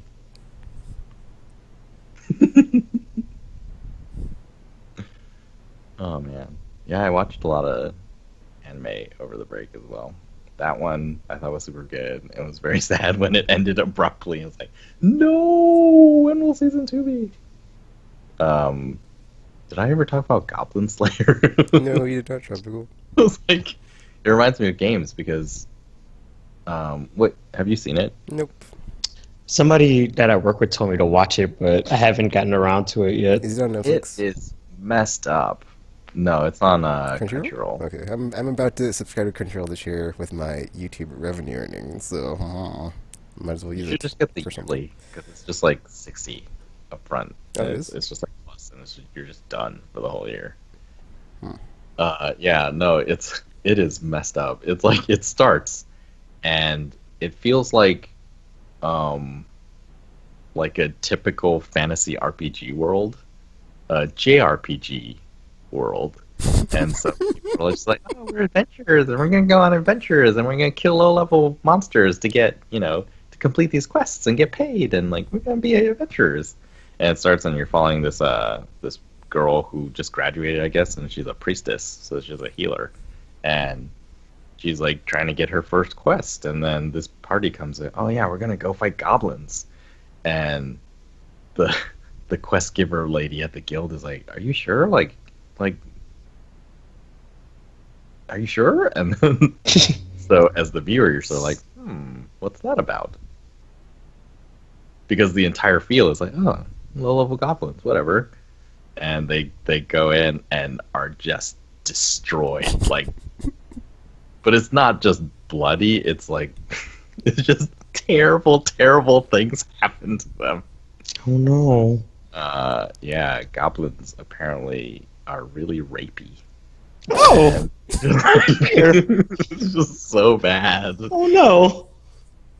And then, so the priestess girl is the one to escape, and she's about to, be horrible things are about to befall her, and this dude just like appears out of nowhere and like kills the goblins, and he's in this really beat up armor and all this, and then, yeah, he's the Goblin Slayer, and he's a really high level he's like adventurer, Buffy? but he doesn't think of himself as an adventurer because all he does is kill goblins. So he never goes on any quests to kill like dragons or trolls or just like any of these things to get better equipment or better pay or whatever. He just kills goblins. And so Guess it's the name. yeah, others think of him as kind of a weirdo because he's really high level, and yet he doesn't have like good equipment. He has like a really short sword and a tiny shield and like armor. Weird guy, but you find out over the course of the series, oh, he's just, it's not that he doesn't have good equipment, it's that Just so he doesn't he's use very it. specialized. It's like the short sword thing is like, oh, because goblins live in caves and you've got a really long sword, than the the young adventurer who died in the beginning. Like, that's what's gonna happen to you. But yeah, it's like there are extremely disturbing scenes. But it's also very intriguing. You're just like, well, what is up with this guy? And what is up with these characters? And after watching, like, all that happens in the first episode, and it's just like, but the way it seemed to me in my mind was like, if you took regular JRPG characters and put them in a Dark Souls world, that's what would happen. They just go out, oh, it's the first enemy, so it's probably low level, we can take it. And then But it's Dark Souls. They get killed. Like, everything is dangerous. Yeah, and later there is a part where the young adventurers are out, like, killing rats in the sewers, and it's just like really bloody and really, like, horrible, and it's just like, that's funny because you kill lots of rats in JRPGs in the beginning, and it's just the way it's portrayed, you never think about it, but really, I mean, you're going around killing things that are filled with blood, and like, you are filled with blood, and when you cut open a thing that's filled with blood, then blood sprays everywhere. Like, they never show that, but then all RPGs would be rated M. So Yeah. so no. Yeah, it was a very interesting show. And then the new Sword Art Online. Oh yeah, I have been watching. Well, I finished the season finally. I had stopped midway, and I was like, all right, probably finish this. The premise is really interesting this time. It's a dark. It's pretty. The season was pretty dark too, but it's Dark. but it is an interesting premise. So I am interested to see where the next part of that season goes. Yeah. Pretty. Anyways, I will not go into it because this was all aimless. It's what we do, man. It's what we do. So good. Getting aimless with it. Na na na na na na na na na. I guess we should do RRR, rapid release responses for the month of January, because games have started to come out Already. already. There's no break this year. I think the break happens in May or June or something. So And even then, there's no guarantee that's going to be the thing. Yeah, the summer's still pretty light nowadays. I need it. But now we have second Christmas now, so I need that's to catch it's up. no It's longer true. dated. First quarter is still loaded all the time. So prepare your wallets because you're not going to have any more monies. But yeah, this is gonna be. I think this will be the last RRR of this style. And basically, so we go to releases.com, we look at their list of releases for PlayStation 4, primarily, and then we give a yay or a no or a quick response to it. And if the one shows up, then I read a truncated description of the game.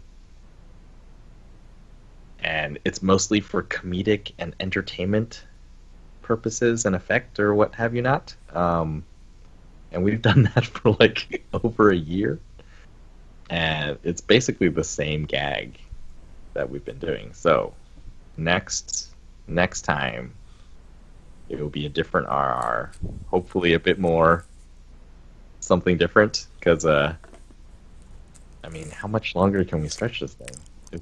Forever! It's pretty one note.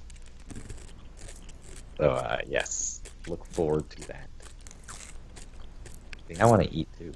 I have nothing to eat. I'm just about to say he's eating right into the mic. It's sorry. So, jeez. anyways. I don't know. I never know when it's picking up because I can hear it on my. Obviously, if it's next to your mouth, it's gonna pick it up. I don't know how sensitive Jesus. my mic is. Or how Just quick it picks mute up your the sound. mic if you know you're going to eat.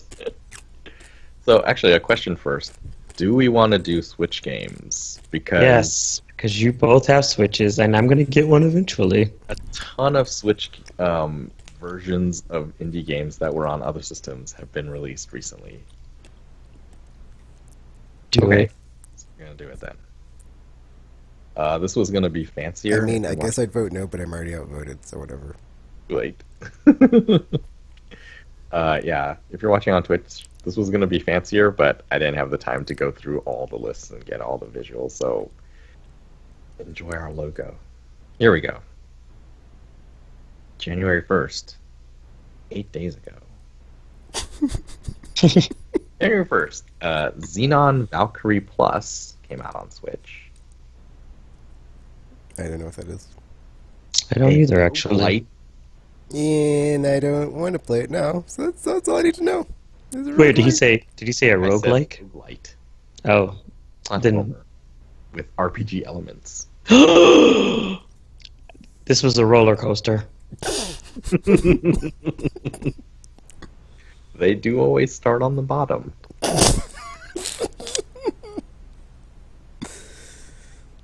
They're like, here's these things that you're definitely gonna like, but also it's a roguelike, so enjoy.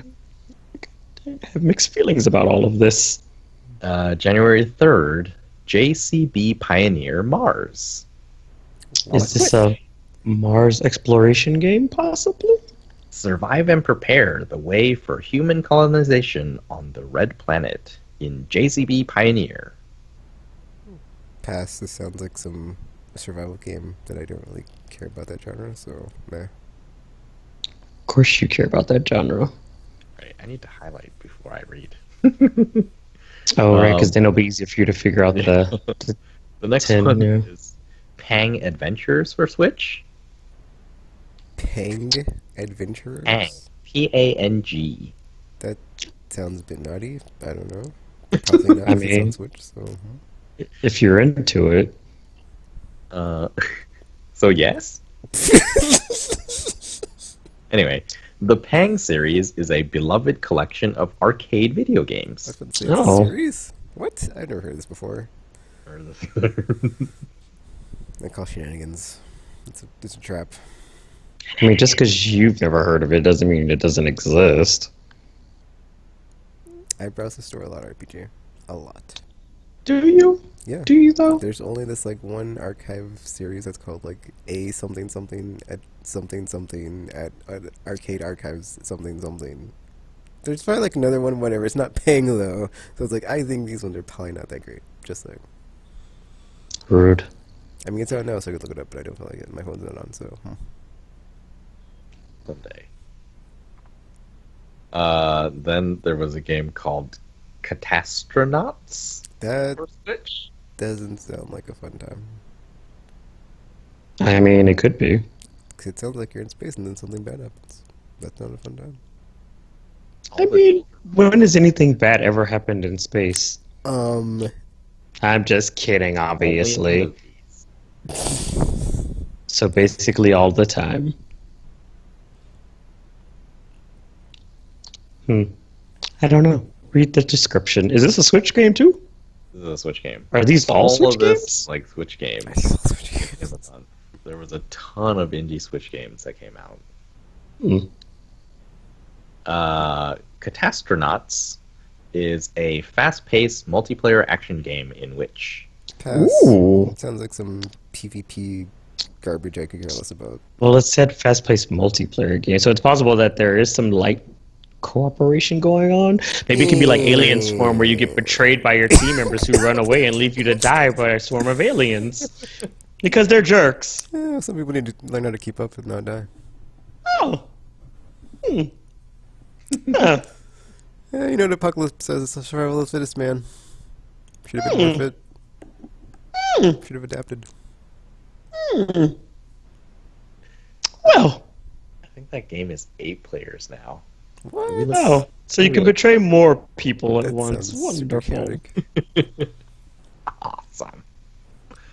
The next game is called Don't Sink for Switch. Like SYNC? No, S-I-N-K. Oh. Okay. Oh, I like, thought it was a play don't. on words.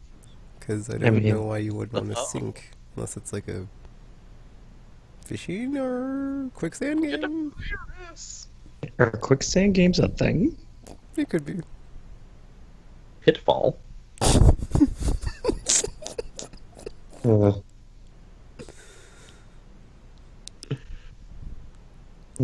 Interesting.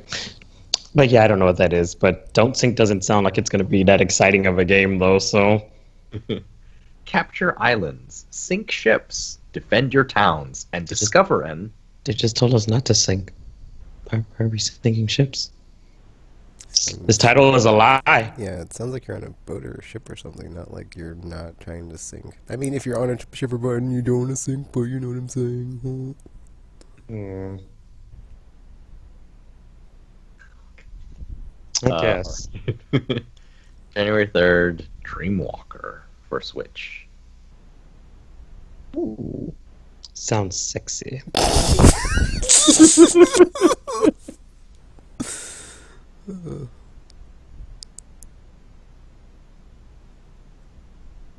I'm just gonna read it. Meet Walker. Walker is wandering the land of dreams. Follow I him. mean, we could have gathered that much. Another terrible description brought to you by, I mean, another terrible game description brought to you by the back of the box people at whatever developer they are. Sigh. What's the genre for this? It says. Oh, no, don't crash. It says action crash. puzzle. Nope. Oh, I'm not a fan of puzzles. I would be interested in that. Especially after Destiny 2 and its shenanigans. Well, that's a different kind of thing. Then we got the aquatic adventure of the last human for Switch. Oh. So we're drowning. Is that what you're saying? Because that sounds like that's how that ends. If you're the last Well, human apparently having an that's aquatic happened to all the adventure. humans. They all died by drowning. But he was like, you know what? I'm going on an aqua adventure anyway. Yeah, maybe they all burned to death. The last human. Like, that's not going to a happen bit- to me. It's a bit Jump in the dark, ocean. but okay. I mean, Well, seeing as you there's don't that. have gills and you can't breathe underwater, have fun with that.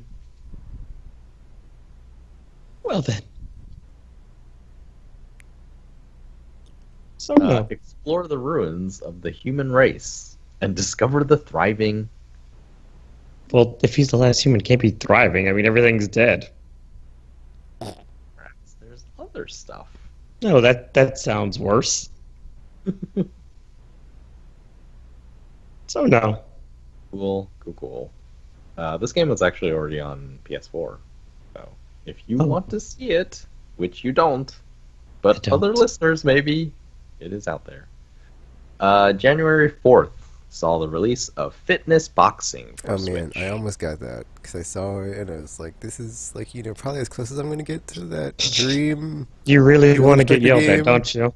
And like they just teach you how to fight, and it's like, I mean, maybe not teach you how to fight, but like you throw punches and you're getting in shape at the same time. So it's like it's like a 2 for 2 there. You got Beat Saber. You don't need And if that. I'm ever in a dark alley, and Yeah, you someone's got like, Beat Saber. hey Tegan, and they're like some creepy, turn out to be a zombie person that can talk, I can be like, oh yeah, well, my Switch Fitness game taught me this, and just punch him in the face and stuff. Like taking Taibo as self-defense. That's what I thought when I saw the trailer for that game on Twitter or whatever. I was like, except they're not kicking, they're just punching, so. Or kneeing. Just punches. But no, it's better than nothing, so. January 10th, Neko Navy Daydream Edition. Does this involve a cat? And are there like a fleet of cats that are in boats that are in a navy? Well, let's see. Neko Navy Daydream Edition by Studio Death Mofu Mofu. What? Really? Delightful upgraded. Did they just waste all their descriptions? They Oh, wasted for the all love of of their all work. things holy. This one had Guys. potential, and they ruined it all. They ruined You it all. had one job, guys. You had one job. And you failed it. Whoopsie. So no. Because I don't know what it is, except for its name. January 10th also, After Charge for Switch, PC, and Xbox One. I've heard of this game, but I don't I know what it's have not. about.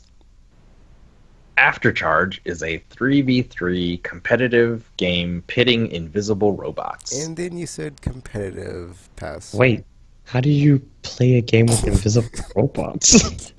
What's going on? Just What's push happening? buttons and guess, I guess. It's like, I hope I'm winning. Huh, yeah, I don't know. Reading. I need to see a trailer for this game. It's gonna be like an empty screen. It's like, It's just the play field. It's like, I don't know what's happening. It's like a flea circus. I've always wondered about those. Because, I mean, do the fleas really do tricks? Do they know how to do the equipment? Is there a ringleader flea? Do the equipment. Do they enslave other species of small insects? Oh, that's true. They could do like mites or something, and they're like, "You are my mite lion."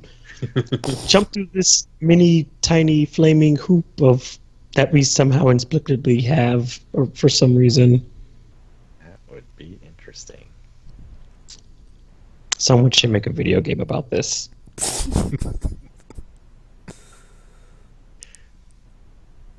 Flea circus simulator. January 10th also saw the release, or will see the release of everything on Switch. Oh, Oh, there's if I an get it, actual I'm game getting called it- Everything. Yeah, if I get it, I'm getting it on PS4, not on Switch. Sorry, so pass. This is everything. This is the game I was talking about earlier. Oh, when I was talking about I played everything and then also nothing? Because I didn't actually play everything because I didn't know it was a thing. That's very confusing. I know, right?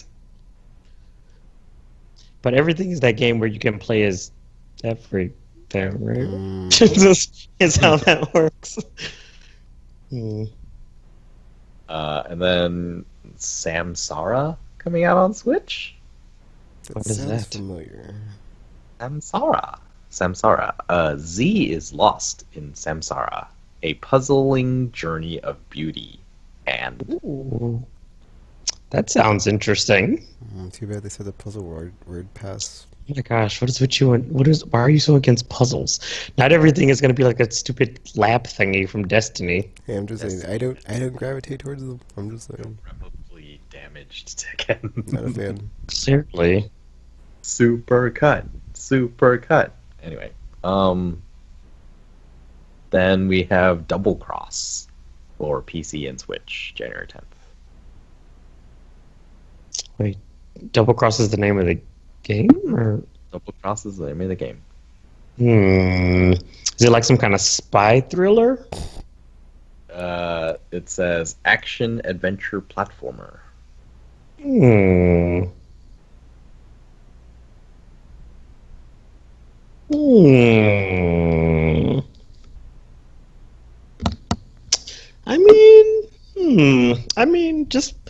I would be interested in it. Maybe. Good title, then. Double Cross sounds like it could be so many things. Read the description. Or the Double part Cross of is it. an exciting action adventure game that has. Well, we know that. Gosh, guys, get it together. Who writes these things? And see, so we're kind of hinting at what the future of RRR will be. Who indeed writes these things? You're terrible at them. People. Dun, Moving dun. on, January 10th, Overdriven Foreshadow. Reloaded for Switch. Well, this sounds like a racing game of some sort, so no. Hard. Tekken? RPG said. Okay. Then we got Snowboarding, the next phase. Oh man, see, If it's not SSX I tricky, was about to then say, it's GTA. like Oh, there's only one SSX, or there's one snowboard game that matters, and it's called SSX, and I doubt this is that good. All right. This game is called Bury Me, My Love. Switch, PC. no. And that's it. That sounds sad. Sounds like a call for help. Oh gosh, I'm almost afraid for you to read the description. Bury Me, My Love He's is an gonna do it anyway. interactive fiction designed for handheld. What? Wait, for handhelds?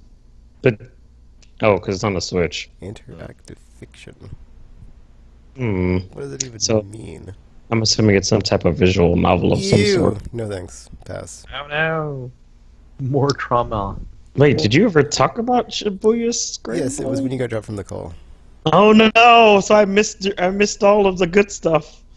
I was gonna ask why. Missed all the good stuff. I wanted to know why. Wonderful. Expectation versus reality. Well, I mean, in all fairness, like they're kind of like you have to. It's like certain. You have to. It's like certain visual novels, or you have to play specific ones. I mean, because not all of them have gameplay, and not all of them have interesting stories. Some of them are just traumatizing because of reasons, that kind of stuff. But I mean, who knows?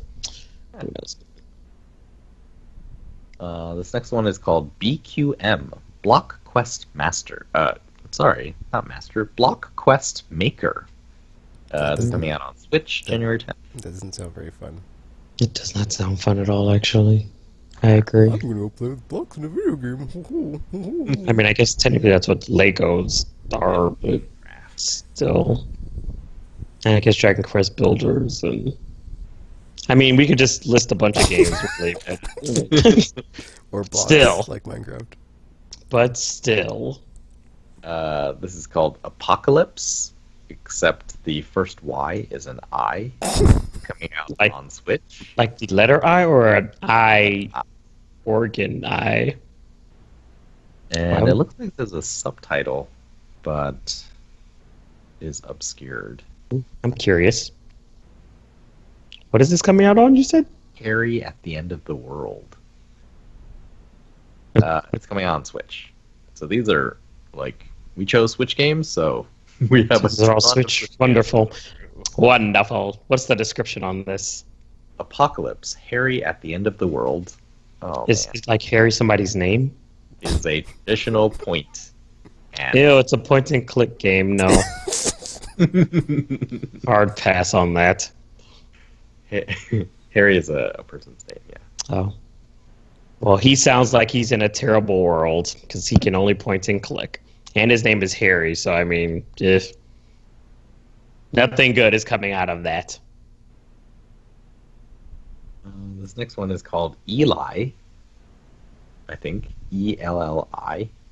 Coming out on Switch. Wouldn't it be Ellie? Is it? Maybe. Or Eli. Or Eli. Who knows? Anyways, something like that. Go ahead. Continue. That's it. That's the title. Yeah, I mean, the description, obviously, genius. Guide Eli on her journey through the land. Oh, it's a of her, so it might be, Aurora. So Ellie. maybe Ellie. Guide Ellie. But we're guiding her. What's the genre for this? Action adventure platformer. Oh. Hmm. I might be into that. Second. No, thanks. Rude. This one is called Ethan Meteor Hunter. No. Coming out on Switch. No. I want to hunt meteors. What's wrong with you? They're people, too. This game was also out on PS3, Vita, and Xbox One. PS3? That's weird. Yes, it's old. Port. Hmm. I think I've heard of Yeah, the but- game, actually. But then why would they put it on the Xbox One and not the PlayStation 4? Money, dear boy, money. That makes even less sense. Oh, wait, there's less of them. That's, I don't know. Not money, Maybe dear like boy, this. not money. Anyways, next. Sega Ages Outrun for Switch. Ooh. Oh, but it's on Switch. You have a Switch! Yeah, but it's A, that, and then B, it's not the second game, it's the first game anyway, so whatever. I I mean, it's This the one. arcade part, but it's like, I like the modern versions more, so pass. Don't be Sega that ages the arcade editions? Mm-hmm. I think so. Okay. That means I do have a good golden axe. Alright. This one is Light Seekers, January 10th, coming to Switch. That sounds like another name for Destiny, but not. So just based on that alone, Oh no.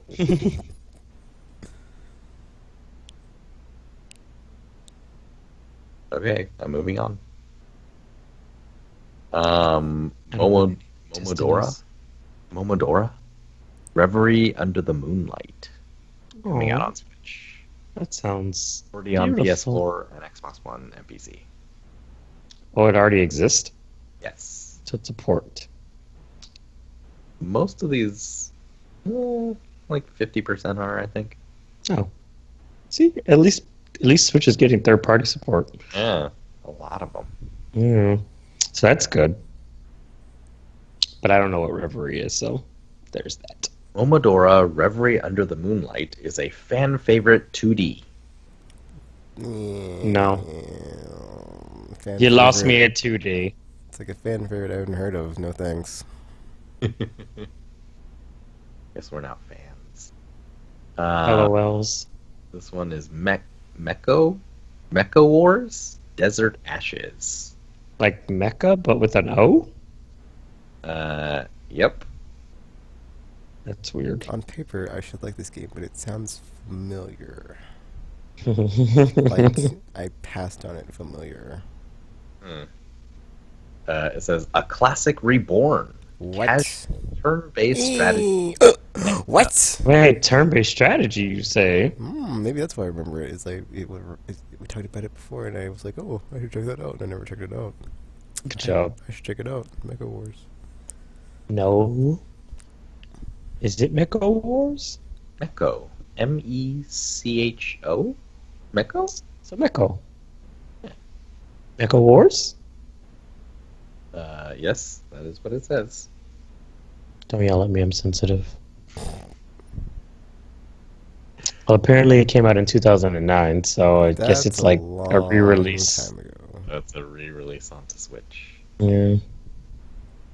Well, there goes that. This game is called Hopiko. Hopiko. Coming out on Switch. Possibly already out on PS4, Xbox One, and PC.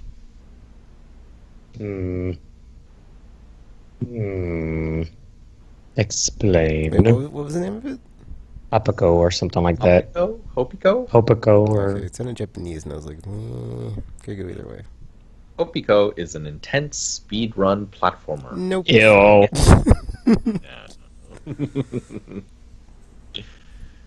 Moving on. Inside the Radio for Switch. Oh, I have this Still game on get- PS4. I don't need this on Switch. Is it good? I haven't really played it. Well then, there goes that. It's in the backlog. Alrighty. It looked Then cool. there is Stellar Interface, January 11th, coming out on Switch. Nah, I don't like space games. Stellar interface. So do you It's just like just stare at a Really good interface. stare at a dashboard the entire time That sounds worse.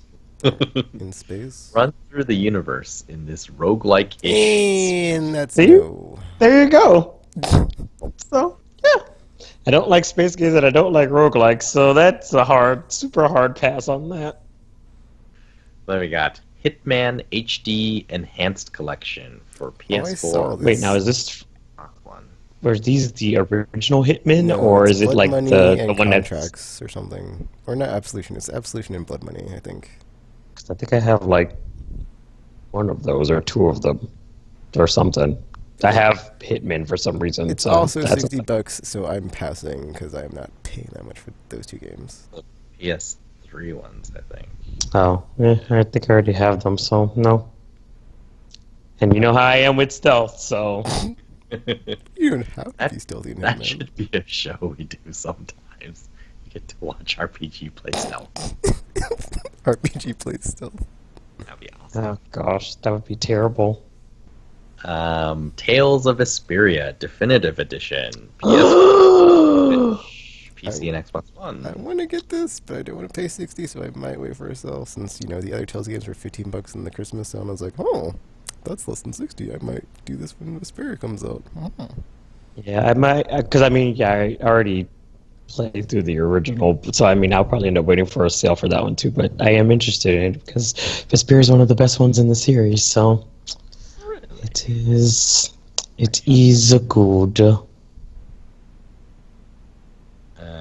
This game is called Hive Jump.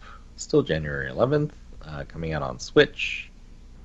It's been out on PC for like 2 years, 3 years. Can probably know on that. Right.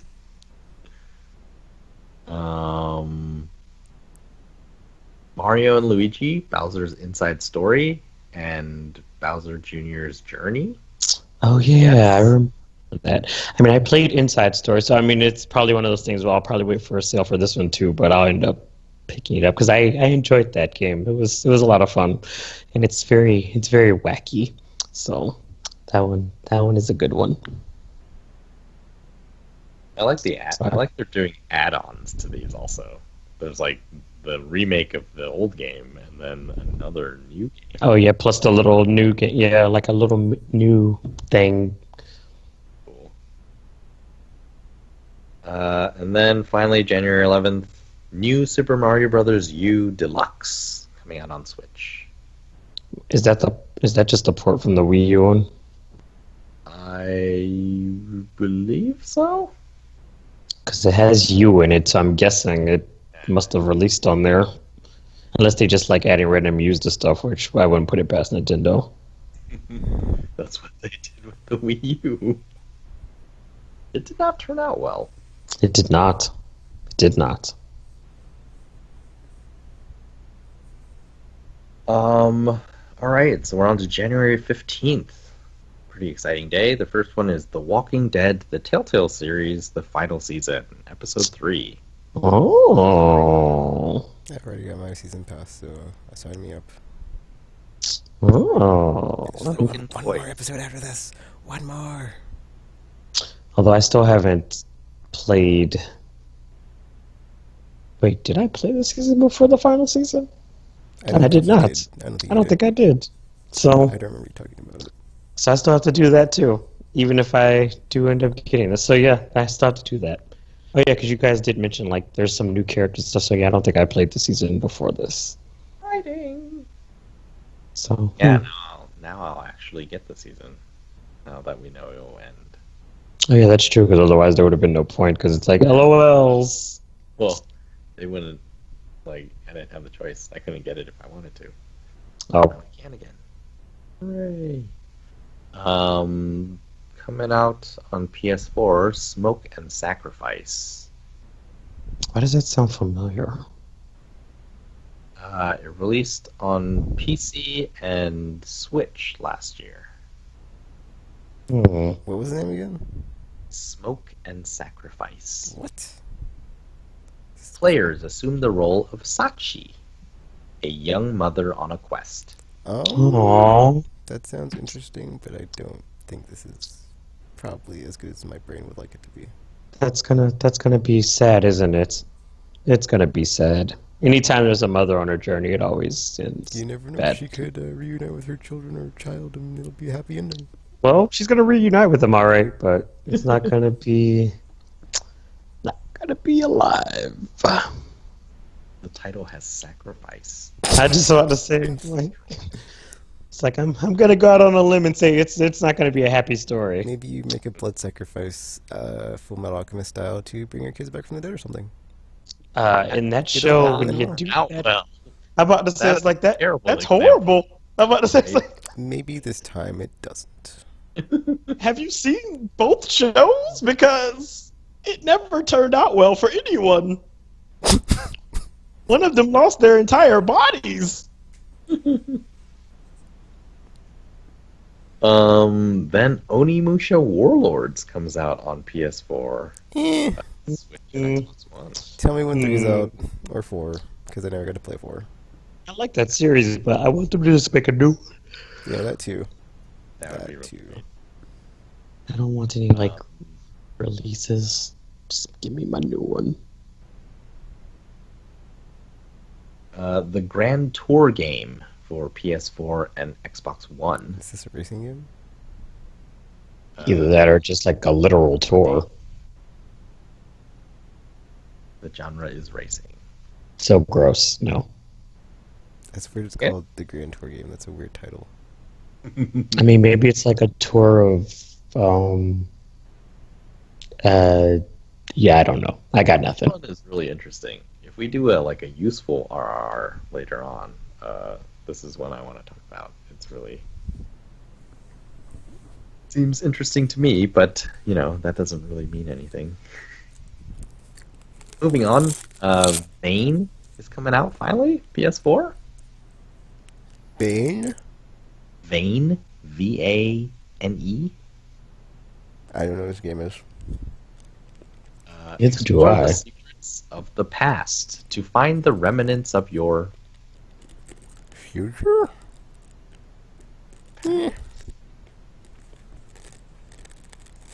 Another one I would talk about if we were doing a useful.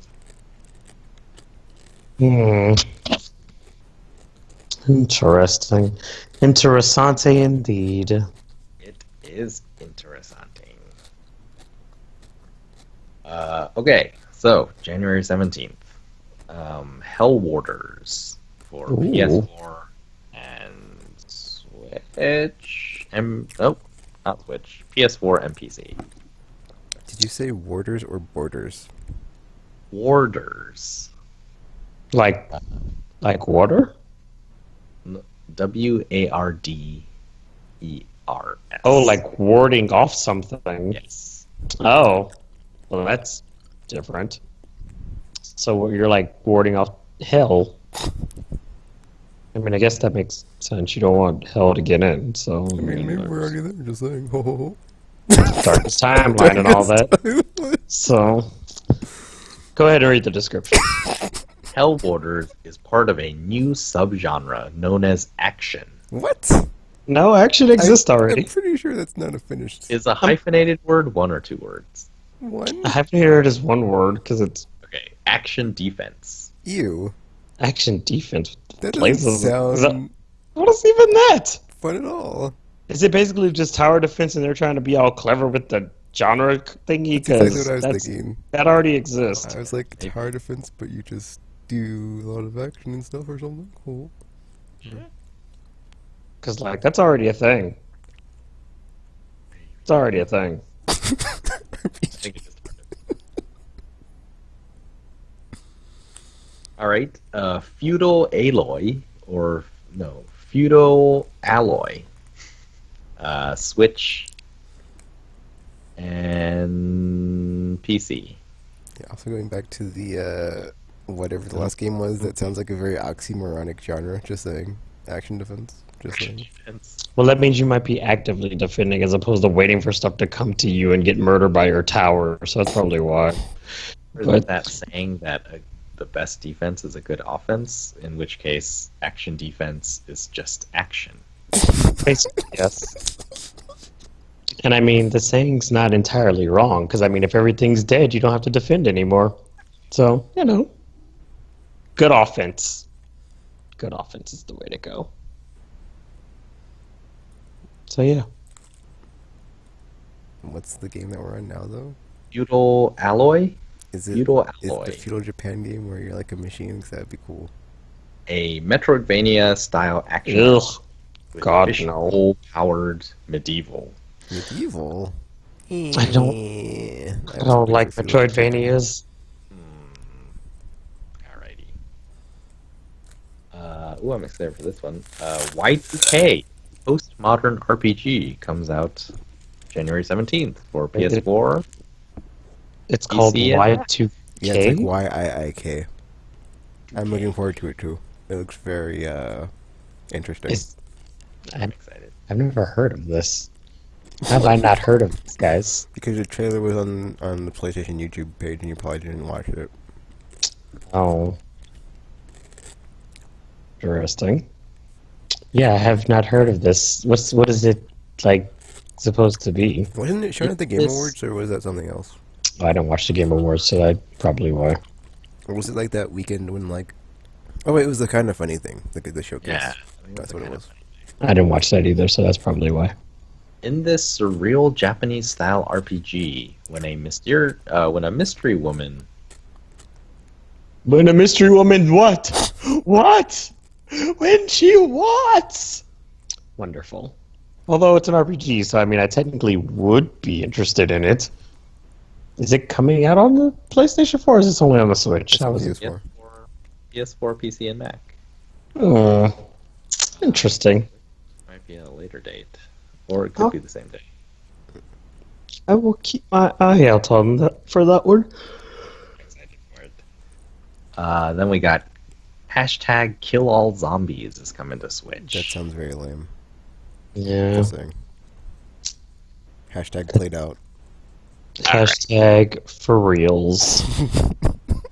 Dying Reborn coming out on Switch. I think I've heard of this game, I think. Isn't this a game on PS4? It was on PS4 Yeah. Vita.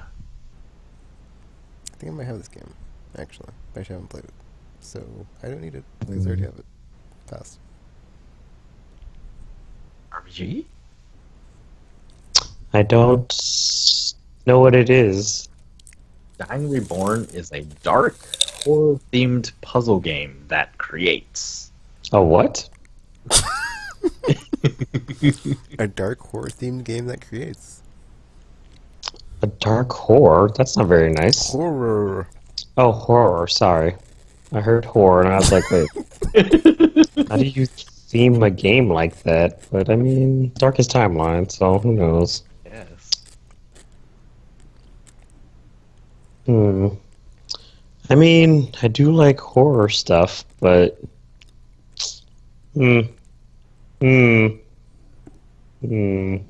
Maybe.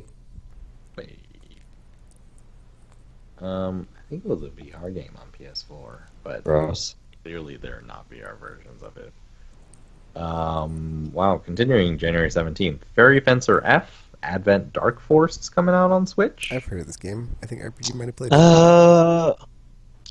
I was semi-interested in it, but from my understanding, it's fairly mediocre, so it's not Oh, worth the trouble. never mind then. Pass it is. From Idea Factory. Ew. Because it's an Idea Factory game. That's all you need And to say as you about guys it. know how I feel about that developer, so Are they the Chaos Wars and Baroque people? they are a lot of things, but we just let's not even dwell on that. Next. Octahedron coming out on Switch. What the F is that? Octahedron is a precision vertical action game about creating your What? What? Precision vertical action game that, like, whatever, dude. Pass, like, you could just call it something, like, way simpler. I'm just saying. Probably, but I mean, Precision Build your vertical, way what's the fun of that? precision vertical action game. Like, who says that? It's a precision vertical action game. Ho, ho. I mean, I guess that means like you have to pay attention to how you're I was jumping. about to say, that's just like a fancy way of saying platforming. Come on. I just work here, man. Then finally, Gunman Clive HD What? collection. Gunman Clive. You know, after the last game in the Yes. genre that was they called themselves, I didn't think, oh man, that next game is just going to totally, like, do worse than this game. This game did worse. Gunman action, whatever the F. Pass. Yeah. Pass.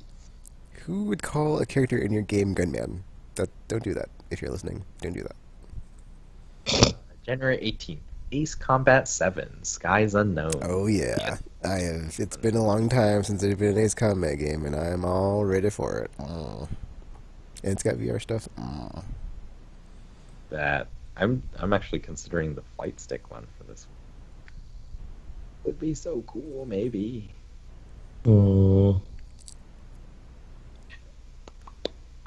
Then Kingdom Hearts VR experience for PS4. Nope. No. No. Why say that RPG? I thought you were the Kingdom Hearts lover. I don't have VR, so Oh, should have took that Switch money and bought it. Just saying. Told you it could happen. Told you. I think I'm good on. I think I'm good on that. You say that now. Yeah, this is the dawn Until they of give you the until they give you the Keyblade wielding VR action that you never knew you wanted, and you're like, oh man, that's so good. Oh. I'll somehow still sleep at night. You know what would be really cool if they made like a VR ride of Kingdom Hearts? It would be like this really long ride, and you'd be very confused going through the story. It would be pretty neat.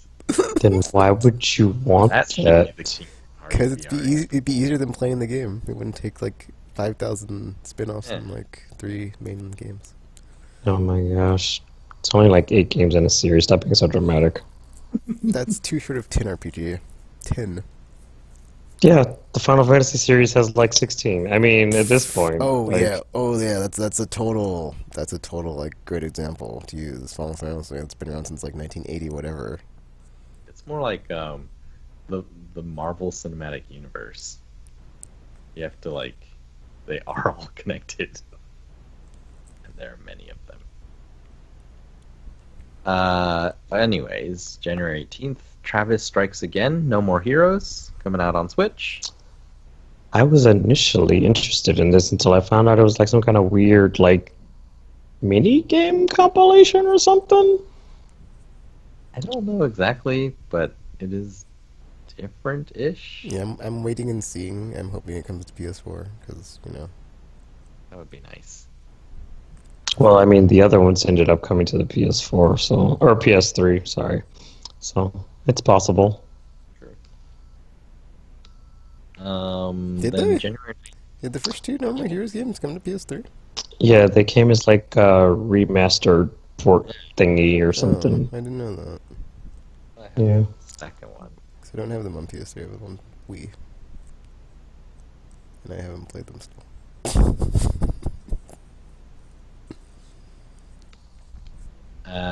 Okay, so January 19th, Sword Art Online, Fatal Bullet Complete Edition. As PS4, opposed PC. to the incomplete edition. Nope, not on Switch. At a later date. I have no idea if those games are any good, so I'm passing. I mean, Fatal Bullet is odd because it's not like the other ones because the other ones are like hack and slash RPGs kind of, but then this one is like a gun based RPG because Sword Art is weird. It's a weird series. I get it. It's a weird series, you guys. Alright, January 22nd, A Fisherman's Tale for PS4 and PC. This sounds like a boring fishing game. Pass. Or it sounds like an amazing fishing game. I'm just kidding. It's a fishing game. F that noise. Alright. Then At Sundown, Shots in the Dark. What? Is this a cool like Western shoot 'em in the showdown draw time? If it is, sign me up. At Sundown, Shots is stealth-driven top-down. Oh, well, guess That you guys was know where I stand on that. That was a twist I was Oh. not looking forward to. But I do like stealth games, so maybe.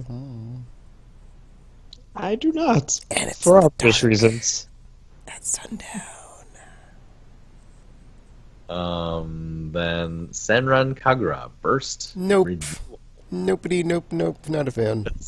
Ooh, sexy You time. can take your bleep blarps and put them somewhere where they should be, not in my game. I guess they're like ninjas? They're supposed to be, But yes. sexy ninjas. Interesting. And then Future Grind comes out on PS4 and PC. You know, as someone who's like grinded a lot the last 12 plus months, I don't need grind to be in the name of your game, person that put that in there. And you definitely a pass. Definitely a pass. Oh yeah, that's true. You have been grounding. You've been grinding. How does that make you feel? I feel fine. Are you sure? Yep. How sure are you? I'm so sure, RPG, that I am so sure. Well, that wasn't a very good punchline at all. Oh well. January 24th, Smite comes out on Switch. It's like Paragon, but not. Oh, poor old. Too soon, Tekken. Too soon.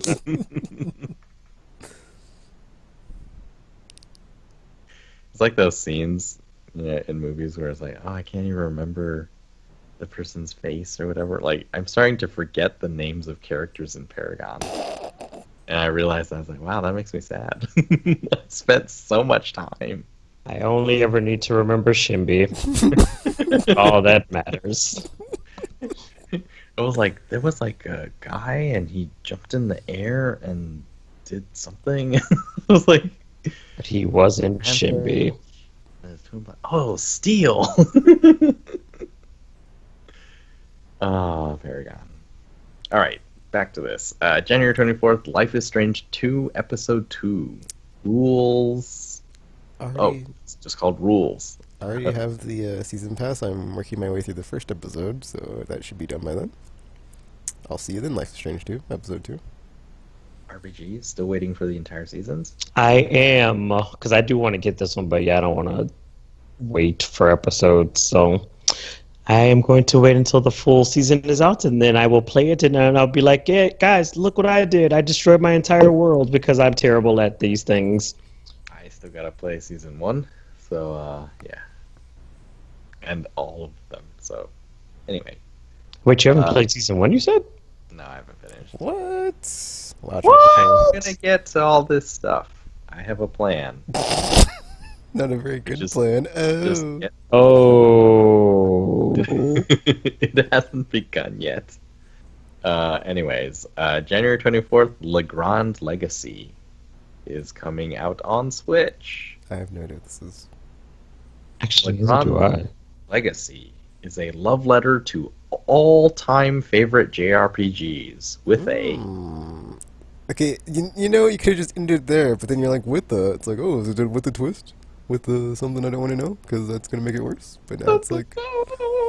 Now I'm cautiously optimistic about this Legrand Legacy game. Yeah, you know how he is with his nonsense.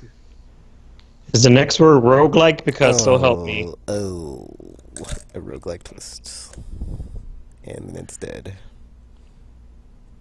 The thing that nobody asked for, but we got it anyway. Thanks a lot. Thanks a lot. I feel like Legrand Legacy, it feels like an older game. But yeah, I don't... It does sound like an older game. That's why I was Yeah, like, a PS1 era RPG, maybe. Legend of Gaia, maybe? it's not Legend of Gaia. I would wouldn't say know maybe that. that's what he's thinking of. It That makes him think of but- it. Yeah. Anyways, Well, we January are. 24th still. This is Pikuniku coming out on Switch. This sounds very Japanesey. Very It does sound pretty specifically Japanesey.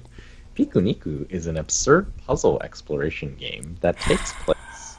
You know, before I said puzzle, I might have been on board, but you did, so I'm not. I love puzzles, though. But it just sounds weird, though. Pikuniku? Pikuniku. Yeah, I thought it was gonna be like about some animal. So It's because it sounds like an animal that would be on Aimless Island.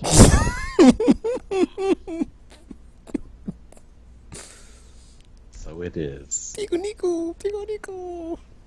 Running around with the rapid taps. Murder it and then skin it. Last one for January 24th, Jack Quest's Tale of the Sword. What? PC and That's an Switch. odd combination of words. No, that is the terrible name. Jack Quest. That terrible, terrible. Like a jackfruit? Um,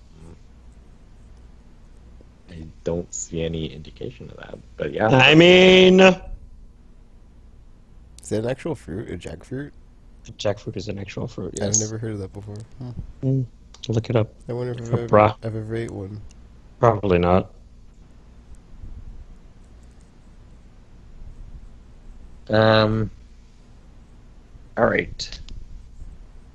Let's see. January 25th, Resident Evil 2. PS4. Oh yeah. Oh yeah. Cannot Excited. wait. I think Tekken's excited.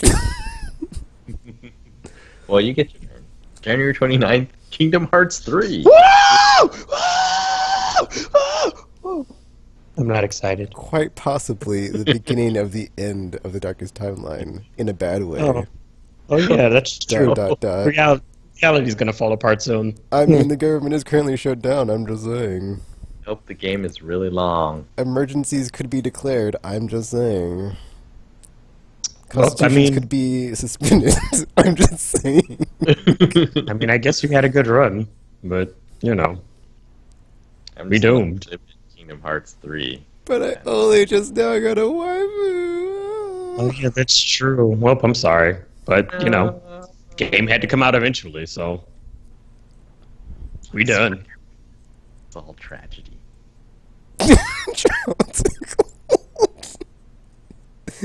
You don't get to be happy, Tekken. You're never gonna get another Mass Effect game. Or to see the end of the Walking Dead. You'll never know how Clementine's story. I mean, the bright side is get to finish Kingdom Hearts, so you know, That's not a bright side. it is for me. I have to It play is for- faster than RPG to see the end. No. Guess I'm never seeing the end of Kingdom Hearts 3. I mean, it's January fine. 29th. As My long as you Little can play it all Writing- within a day, you should be okay. Maybe. My Little Writing Champion for Switch. Is this a horse riding game? Because I imagine There. you're riding. I a have horse. it's a horse riding game. Wow, that's like a random guess. I was like, what would you ride? A horse? Oh. I mean, Now I'm like wondering if there's any like good horse riding games. I mean, there are good games where you ride horses, but like, is there an actual game where it's like you ride horses and that's the game, and it's like, oh, that was a pretty fun game. Not that bad. I don't think that's a thing. You should get My Little Writing Champion. Don't get my little writing. All right. Also, January 29th, Genesis Alpha 1 coming out on PS4, PC, and Xbox One. This sounds like a space or DNA game. A sci-fi game blending roguelike first-person shooter. Pass. Well, we know how that's going. Also, good luck writing champion coming out the same day as Kingdom Hearts 3. Have fun with that. Also, Mages of Mystralia is coming out on Switch that day. That sounds familiar. Well, it's a good thing I don't have a Switch Yes, because one already. I would be neglecting it at that point. So, Should I just go through these last titles because they don't matter? they They Oh. don't. I mean, he's not wrong. I mean, he's not Well, wrong. there's Air Conflicts Double Pack coming out on Switch. And then January 31st, Dragon Marked for Death is coming out on Switch. Oh no, why is the dragon marked for death? Let's see. See if there's something useful back here. It's very sad. He could have been a good dragon. Dragon Marked for Death is a 2D side-scrolling action RPG. That sounds interesting. I mean, too bad it came out when it did. It's 2 days later. Maybe you'll be done. I The mean, world is- for the sake of reality, you better hope I'm not done in 2 days. Oh, this one I'm interested. This is a PC game. Sunless Skies. It's coming out January 31st. So that's how it ends, eh? It's a omen Well, of what's going to happen after RPG. good finishes Kingdom old Hearts 3. foreshadowing. We're all gonna Wow. freeze to death because the sun's out of the sky, and darkest timeline makes sense. I mean, Great. we had a good run. Sunless skies. Guys, yeah, yeah. I've- Oh yeah, no, I'm obviously not getting Oh. anything after 29th, so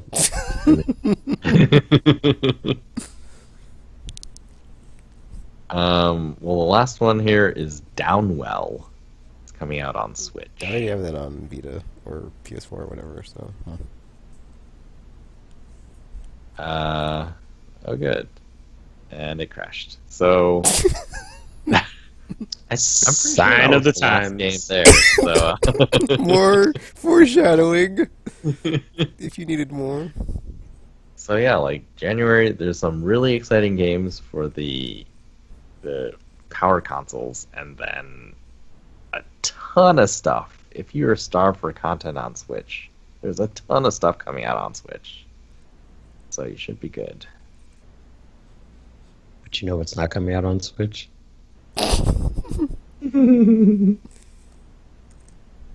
Because, yeah. That sounds like the argument I was making on Twitter with Dagger a couple months ago or whenever. I mean, maybe one day. I'm just kidding. There'll be no more days. End of days. All right. So that's RRR, possibly the last RRR of that type. Ever. Ever. Because Like- reality. So Reality is going to be destroyed. if that doesn't happen, look forward to a new type of RRR coming in February. There won't be one. We're doomed. We're doomed. Oh, yes. All right, let's do some news stuff, shall we? We shall. Oh, man. Okay, so this is... My setup right now is really confusing. It sort of worked with what you've been playing, but all the new stuff, is not as easy as what I was doing earlier. So, Uh-oh. let's hope this works. Well, first off, so there was a weird story that happened over the time that we were off, in which... So, Overwatch League is divided into the pros, and then a league they call contenders, which is, I guess, like, you could call it the minor leagues. And there is a team called Second Wind, and they had signed a player named Ellie, who was, for a while, it's like, oh, more girls joining into Overwatch League, and that's really cool. But people were suspicious because Ellie's, she didn't, everyone has their real name listed next to their gamertag, and she did not. And people were like, is this, or so, parts of the community decided that she was not real, that this fake person. Huh? How did they decide Ellie that does not she's exist. not real? They started, going out looking for evidence that Ellie is not real, that this is actually some other pro, because, like, she suddenly shot up in the rankings, like number 4 or something, and then Second Wind drafted her, and then it was like, this makes no sense. Like, how can this person exist without anyone knowing? And, this just happened so suddenly. And then, so they went looking for evidence to prove that she's not real. And there were several streams where, like, Ellie streamed herself playing along with another pro, I guess, What? to prove that she was real. And then she eventually just quit the team, and because of all the harassment and stuff. And so the initial stories were about, this is another case of harassment. This is why there's so few female players in esports and all this stuff. So you thought, okay, that's the end of it. This is a somewhat typical story in our time. But that was not the end of it. It turned out that Ellie was not real. Another gamer by the name of Punisher and possibly some other players created Ellie, and the girls that you saw on the stream were people that they had agreed to cooperate to create this illusion. The hell? And they were the people providing the voice on voice chat, while it was Punisher, I think, who was playing. And then so then the narrative became aha, you see, you're calling harassers and whatnot, we were right. She was not real. Definitely not. That doesn't make you less of a harasser.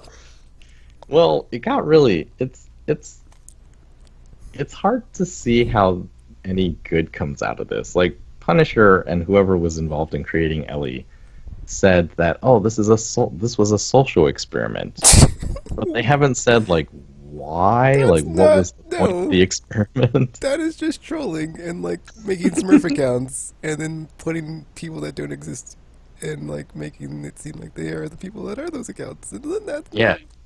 Blizzard was okay, so yes, we have confirmed that Ellie is not real.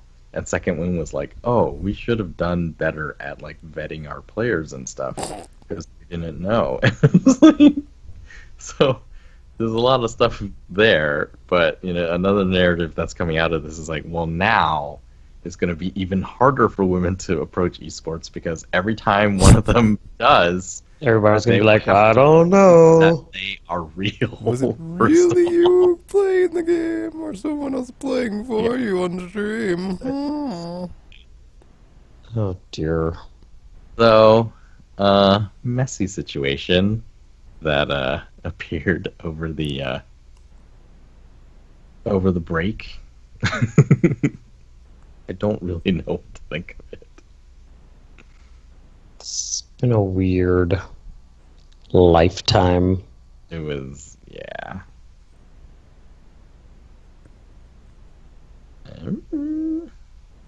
All right. So that was Overwatch League. Starts up in 2 months, I think, in February. So it still doesn't change the fact that they're harassers, though. Yeah, it's not a good situation. It's you're still garbage people. That doesn't change the fact that you're. But it's cool, I guess. I don't know what is gonna come of this. If this is something that's gonna be ongoing, but it was just really funny, or not. It was funny in a cynical way. So funny, sad. Yes.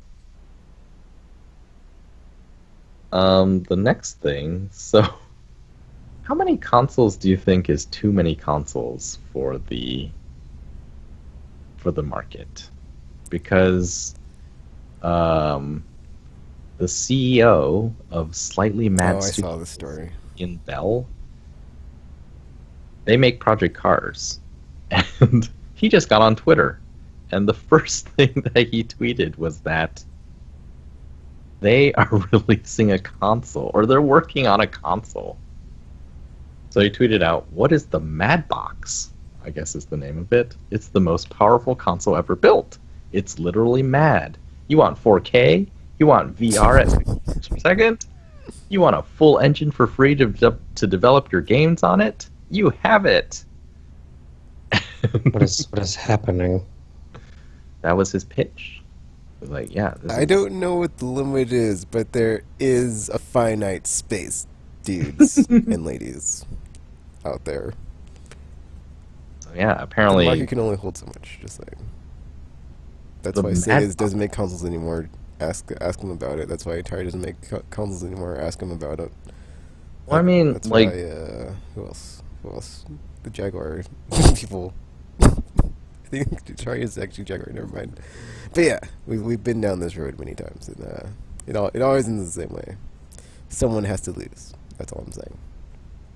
I mean, you and I just watched High Score Girl, And it feels like there was a time when there was like a bunch of different consoles that existed at the same time, and they were all relevant. But then, yeah, if you think about it, it's like, that's true. But then in the aftermath of that, like, how many of them remained at the end? So, but yeah, like, I guess Slightly Mad Studios is releasing the Mad Box, their own console.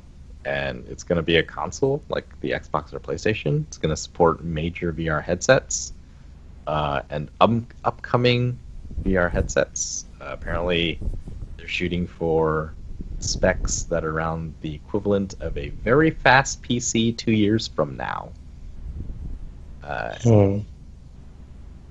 Yeah, Variety contacted Ian Bell, and he basically gave them more details. So that's sort of the specs. As for games, they're planning to allow games from all developers, old and new. They're gonna give away a free like game development engine that's apparently gonna be somehow almost magically super easy to publish on multiple platforms with. And then obviously, like, how do you sell a console without exclusive games? Well, according to them, they think that exclusives are exclusionary. This is a quote. But given that we'll be shipping a cross-platform engine to all developers, it will be their choice. As of now, we have no plans to pay developers incentives to exclude other hardware vendors. So possibly exclusives, but they're not doing it in the way that Microsoft and Sony have done it. And they, part of their philosophy explained, we think the industry is a little too much of a monopoly or a micro oligopoly. Oligarchy. Oligopoly. We think competition is healthy, and we have the required hardware contacts to be able to bring something epic to fruition based on our designs.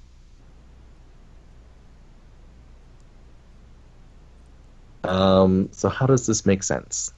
Like, we have the two consoles. It's going to be hard for a new player. Apparently, they already have multiple investors offering them the funding that they need. What? They're looking for the best offers right now, and they're thinking of possibly launching in countries that are not particularly open to other vendors at the moment. So maybe hitting, in addition to, the big markets, like smaller markets that maybe the big three aren't serving right now. I mean, I guess that would be the only way forward for them is like, well, we don't have to worry about Microsoft, Nintendo, or Sony in this country, so we're the only game in town, guys. Yeah. But wouldn't that be basically like a monopoly, which they're trying to avoid? Because I mean, even though it's because it's like technically you're doing exactly what you said you're not trying to do, because competition is good, but you're releasing in a place where you have no competition, so you're doing exactly what you are not trying to do, basically. It is hard to say, but they apparently have a lot of details already. So, as they talked price. They say it's going to be competitive with upcoming console prices. But they're not planning on taking as large a cut as other console owners. So, that thing with Epic Game Store and Steam, like Epic Game Store is taking less of a percentage. Like, they're planning to do that as well. But then they won't be able to cut prices as massively. So, maybe later on this console will be pricier than the next generation consoles, but they expect to be able to match the best of the rest early in the life cycle. And then, as to how far along is this? When will it launch? They say that the console will ship in around 3 years' time. they're already in early talks with manufacturers of components, but they have the designs spec'd out in detail already. And they released renders of the console. Did you see this? Yeah, it I looks did- weird. I did It not. is a strange-looking console. It's got lights coming out of it. Like well, it's called the M box, and so it's gonna be M shaped, I guess. I think it's only a concept Really? right now. Could you though. send me a link to this? 'Cause I'm curious. Well, so it's up on the stream. If you can, well, I guess you wouldn't want to open that because then you'll be able to hear yourself, or you can mute it. It won't be fast Um, enough. But yeah, it's just like it's a strange looking thing. It's got lights and stuff on it. Excuse me. I guess one of the things they said when he released the pictures was that like this is a console we want you to be proud to own. You will be proud to own this console. You won't want to hide it away in your console. You'll want to like display it proudly. Just ask my And- waifu. I don't hide my consoles. They're out in the open where she's I don't like, think I don't think anyone really hides their consoles. That's a weird thing for them to, I guess, use as a selling point. But yeah, apparently consoles will be able to talk to each other wirelessly. Let's see. I did get that part. The Mad Box has a one-press deployable carry handle between the M's. So it's sort of like a dip in the middle, and you can pull out a carrying handle, apparently. It weighs very little, and will talk to other Mad Boxes without cables. Creepy. Did we not teach ourselves? We're just asking for it. We're just asking for it. It's cool, guys. It's cool. He also included this tidbit, and I don't know if this is binding, but it is in writing. It says the best. So this is the part where he's about you're going to want to celebrate your Mad Box. You're not going to hide it away. And the best Mad Box selfies we receive will get free games for life. Huh.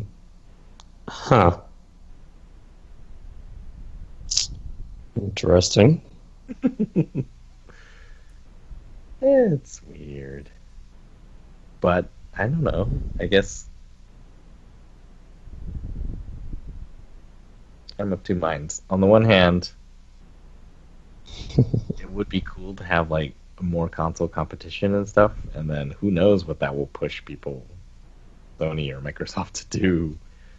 But on the other hand, you know, if it becomes sort of the situation like streaming service now, like everyone has exclusives, which means that if you want all the exclusives, you need to have every streaming service. I think I'm good. That's- I think I'm good. I don't need those Xbox exclusives because I haven't got an Xbox. So yeah, doing fine without it. Just like Yeah, it's fine. So yeah, that is the Mad Box. How mad are you? My English teacher used to say, "Mad means crazy." Every time I said that, I guess. Well, she's not wrong. It does. All right, moving on. Next news story was. I guess I should balance these out, so I'll skip to a unfortunately news story. Star Control Origins got removed from Good Old Games and Steam no. because of a fight between Stardock and the original creators of Star Control, who now run Toys for Bob. And this thing is really crazy because so the history is, I guess, Acclaim back in the day contracted the founders of Toys for Bob to make Star Control. And they made all this stuff for Star Control, and then they released it. And it wasn't like the situations today where like Sony owns Ratchet and Clank, but Insomniac makes it. Like Toys for Bob owns many parts of Star Control. They just don't own the name Star Control. And so when, over the years, eventually Stardock, when they bought the rights to Star Control, what they got was the name Star Control, the publishing rights for the first two games, the copyright for the third game, which Toys for Bob had nothing to do with, and like pretty much that. Like you'd think, okay, so Stardock owns Star Control now, and they've been selling the old ones on Steam and Go to Games and all these places, and then they announced that they were going to make Star Control Origins, and at the time they said, "Oh, we really, we love the work that they did on Star Control 2, and so we're not going to touch that universe. We're going to start the multiverse of Star Control, and we're going to make our story set in an alternate universe. And that way, the original creators, if they ever want to, they can continue the story of Star Control 2 at a later time. But since Toys for Bob is part of Activision, like they haven't been able to do that. And so it seemed like they had talked to the original creators and was like, yeah, this is what we're doing. Like, we really respect your work on the old ones, and so we're going to do our own thing. And, we'll leave it open for you guys in the future if you want to make a sequel. And then, at some point, it just, this relationship fell apart. Toys for Bob started saying, no, you do not own Star Control. And the new game that you're making is too similar to Star Control 2, which means that you're infringing on our copyright for Star Control 2, and so you need to take all these games off the stores.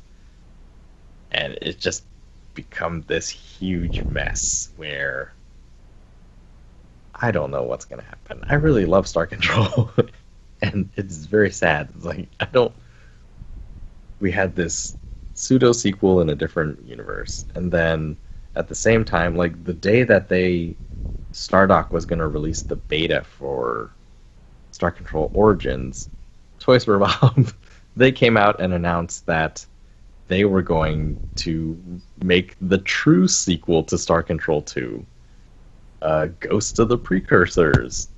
And then Stardock was like, you can't market your game as Star Control 2 because we own Star Control, the name. No. It's just this huge fight and lots of back and forth. And it's a really long thing if you want to get into it. But suffice it to say, it's kind of messy, and I don't know what's going to happen. Kinda?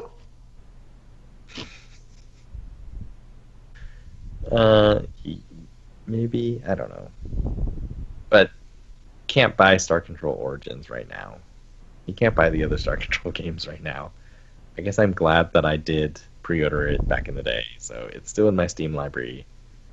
I haven't played it yet. This is like the God of War situation where series I really like, and I just haven't played the new ones for some reason. So, yes, Star Control. Big mess. Who knows what will happen? I mean, stuff. Will is Tekken breathing into his mic? What's going on over there? Not on purpose. Then stop it. I mean, not I didn't know it was that heavy of breath or whatever. It was very, very much so.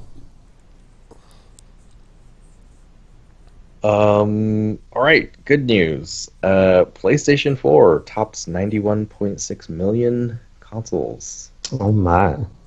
Total sales. That is getting close to the ultra-popular Wii's sales numbers of 101.6 million back in the day. Wait, that's the maximum we sold? Yes. And the PS4 is almost there? I know. Very amazing. They sold 5.6 million over the holidays, and Spider-Man has sold 9 million as of November 25th. Nice. So, doing super well. This thing we care less about, but it seems impressive. PlayStation 4 has 91.6 million install base, and PlayStation Network has surpassed 90 million monthly active users as of the end of November 2018. Did you just say 90 million? Yeah. That's a lot. I mean, obviously, it's not all PlayStation 4 users, but if it Yeah. was, it's like, that's crazy. That's like almost 1-to-1 attach rate.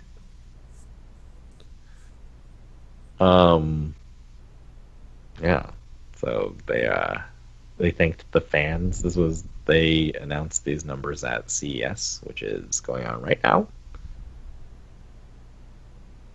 Pretty crazy. Doing so well. We don't know what the other ones are doing anymore. Nintendo apparently is at 23 million Switches. It's only been out 2 years, so that's fairly impressive as well. And yeah, hardware numbers, Xbox doesn't talk about them anymore. Clearly, they Want are. to know why? Because they're not close to 90 million. They're nowhere near 90 million. Not. Dead or Alive 6 was delayed from its original February 15th release date to March 1st. Game director and producer Yohei Shimbori apologized for the inconvenience, saying the title's development is already near complete. However, we would like to take more time to further polish its balance, gameplay, and expressivity. In return for your patience, we commit to bringing you the best Dead or Alive gaming experience. Mm-hmm. All this stuff is good, so we can just go down the list. If you use Humble Bundle or the Humble Store, Nintendo games are now being sold there.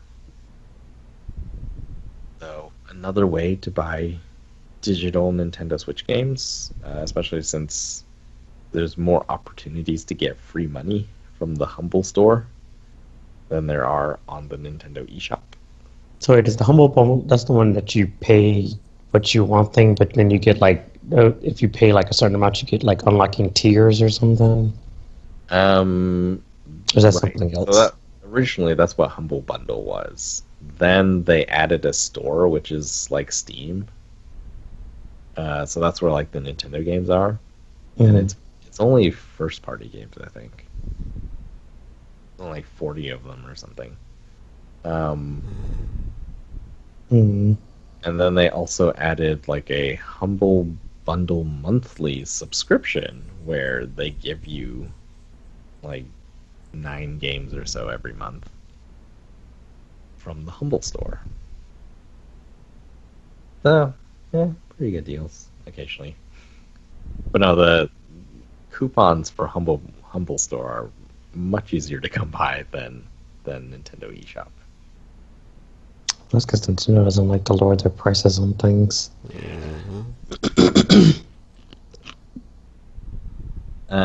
New demos coming out. So first, the new demo for Devil May Cry 5. Originally, the first one was Xbox only, and now they're releasing. Which I was very upset about. Oops. Now they're releasing one for PS4, PC, and Xbox One. That is coming out February 7th? Well, that's going to be too late. It's past the day. There might not be a world left. Yeah, so in preparation for that, they've taken down the demo on the Xbox One, and yeah, now everyone's got to wait for the new one to come out.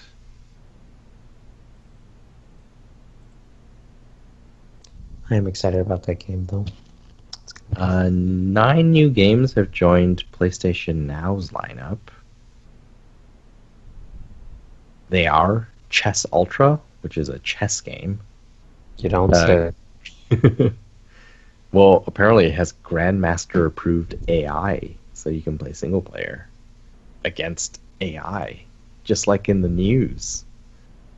It also has VR online multiplayer and 4K visuals. Although you For can't get any of chess? that stuff streaming, so you have to download the game. Yes, for chess. Hmm.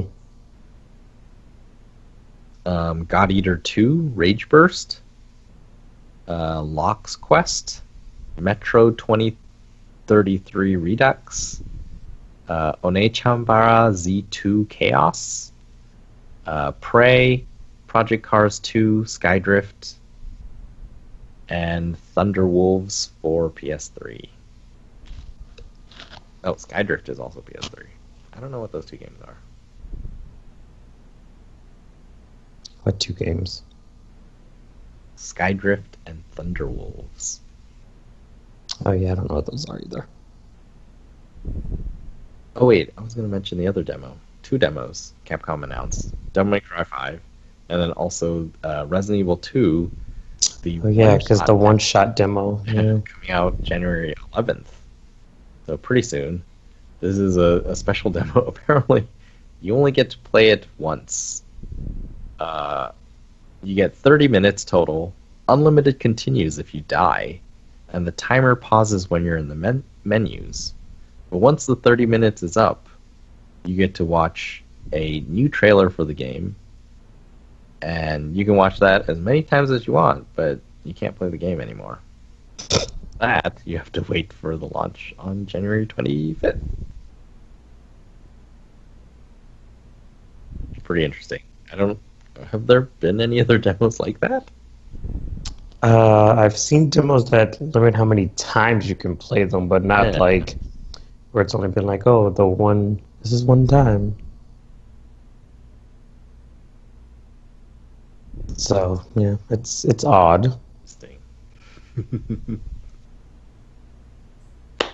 All right, so that is the news. Yeah.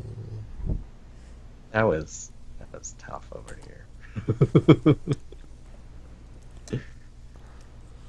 But yeah, was there any other news that you guys saw over the break? Thing? Nothing I can think of off the top of my head right now, no. Yeah, the new console thing was the most jarring, I think, for me. It's like, what? You get on Twitter? Oh wait, there was did you talk about the Ubisoft thing and how like after Division 2 they're gonna only put their games on Epic Store? I did not. I saw that happen today, right? Yeah. Yeah, no, I didn't see that. So the Epic Game Store coup is beginning. Yeah, that's gonna be like a big story this year. It's like all the defections. Yeah, like there was that other story where The Walking Dead final season was on Steam, but then all new sales will be from the Epic Game Store. So if you already bought it on Steam, you get the last few episodes. But if you didn't buy it on Steam, you can't buy it on Steam anymore. They're not putting it back on Steam. Dun dun dun. Yeah, Epic Game Store has been making moves. Like their move to get you to download it and give it a chance is they're giving away free games.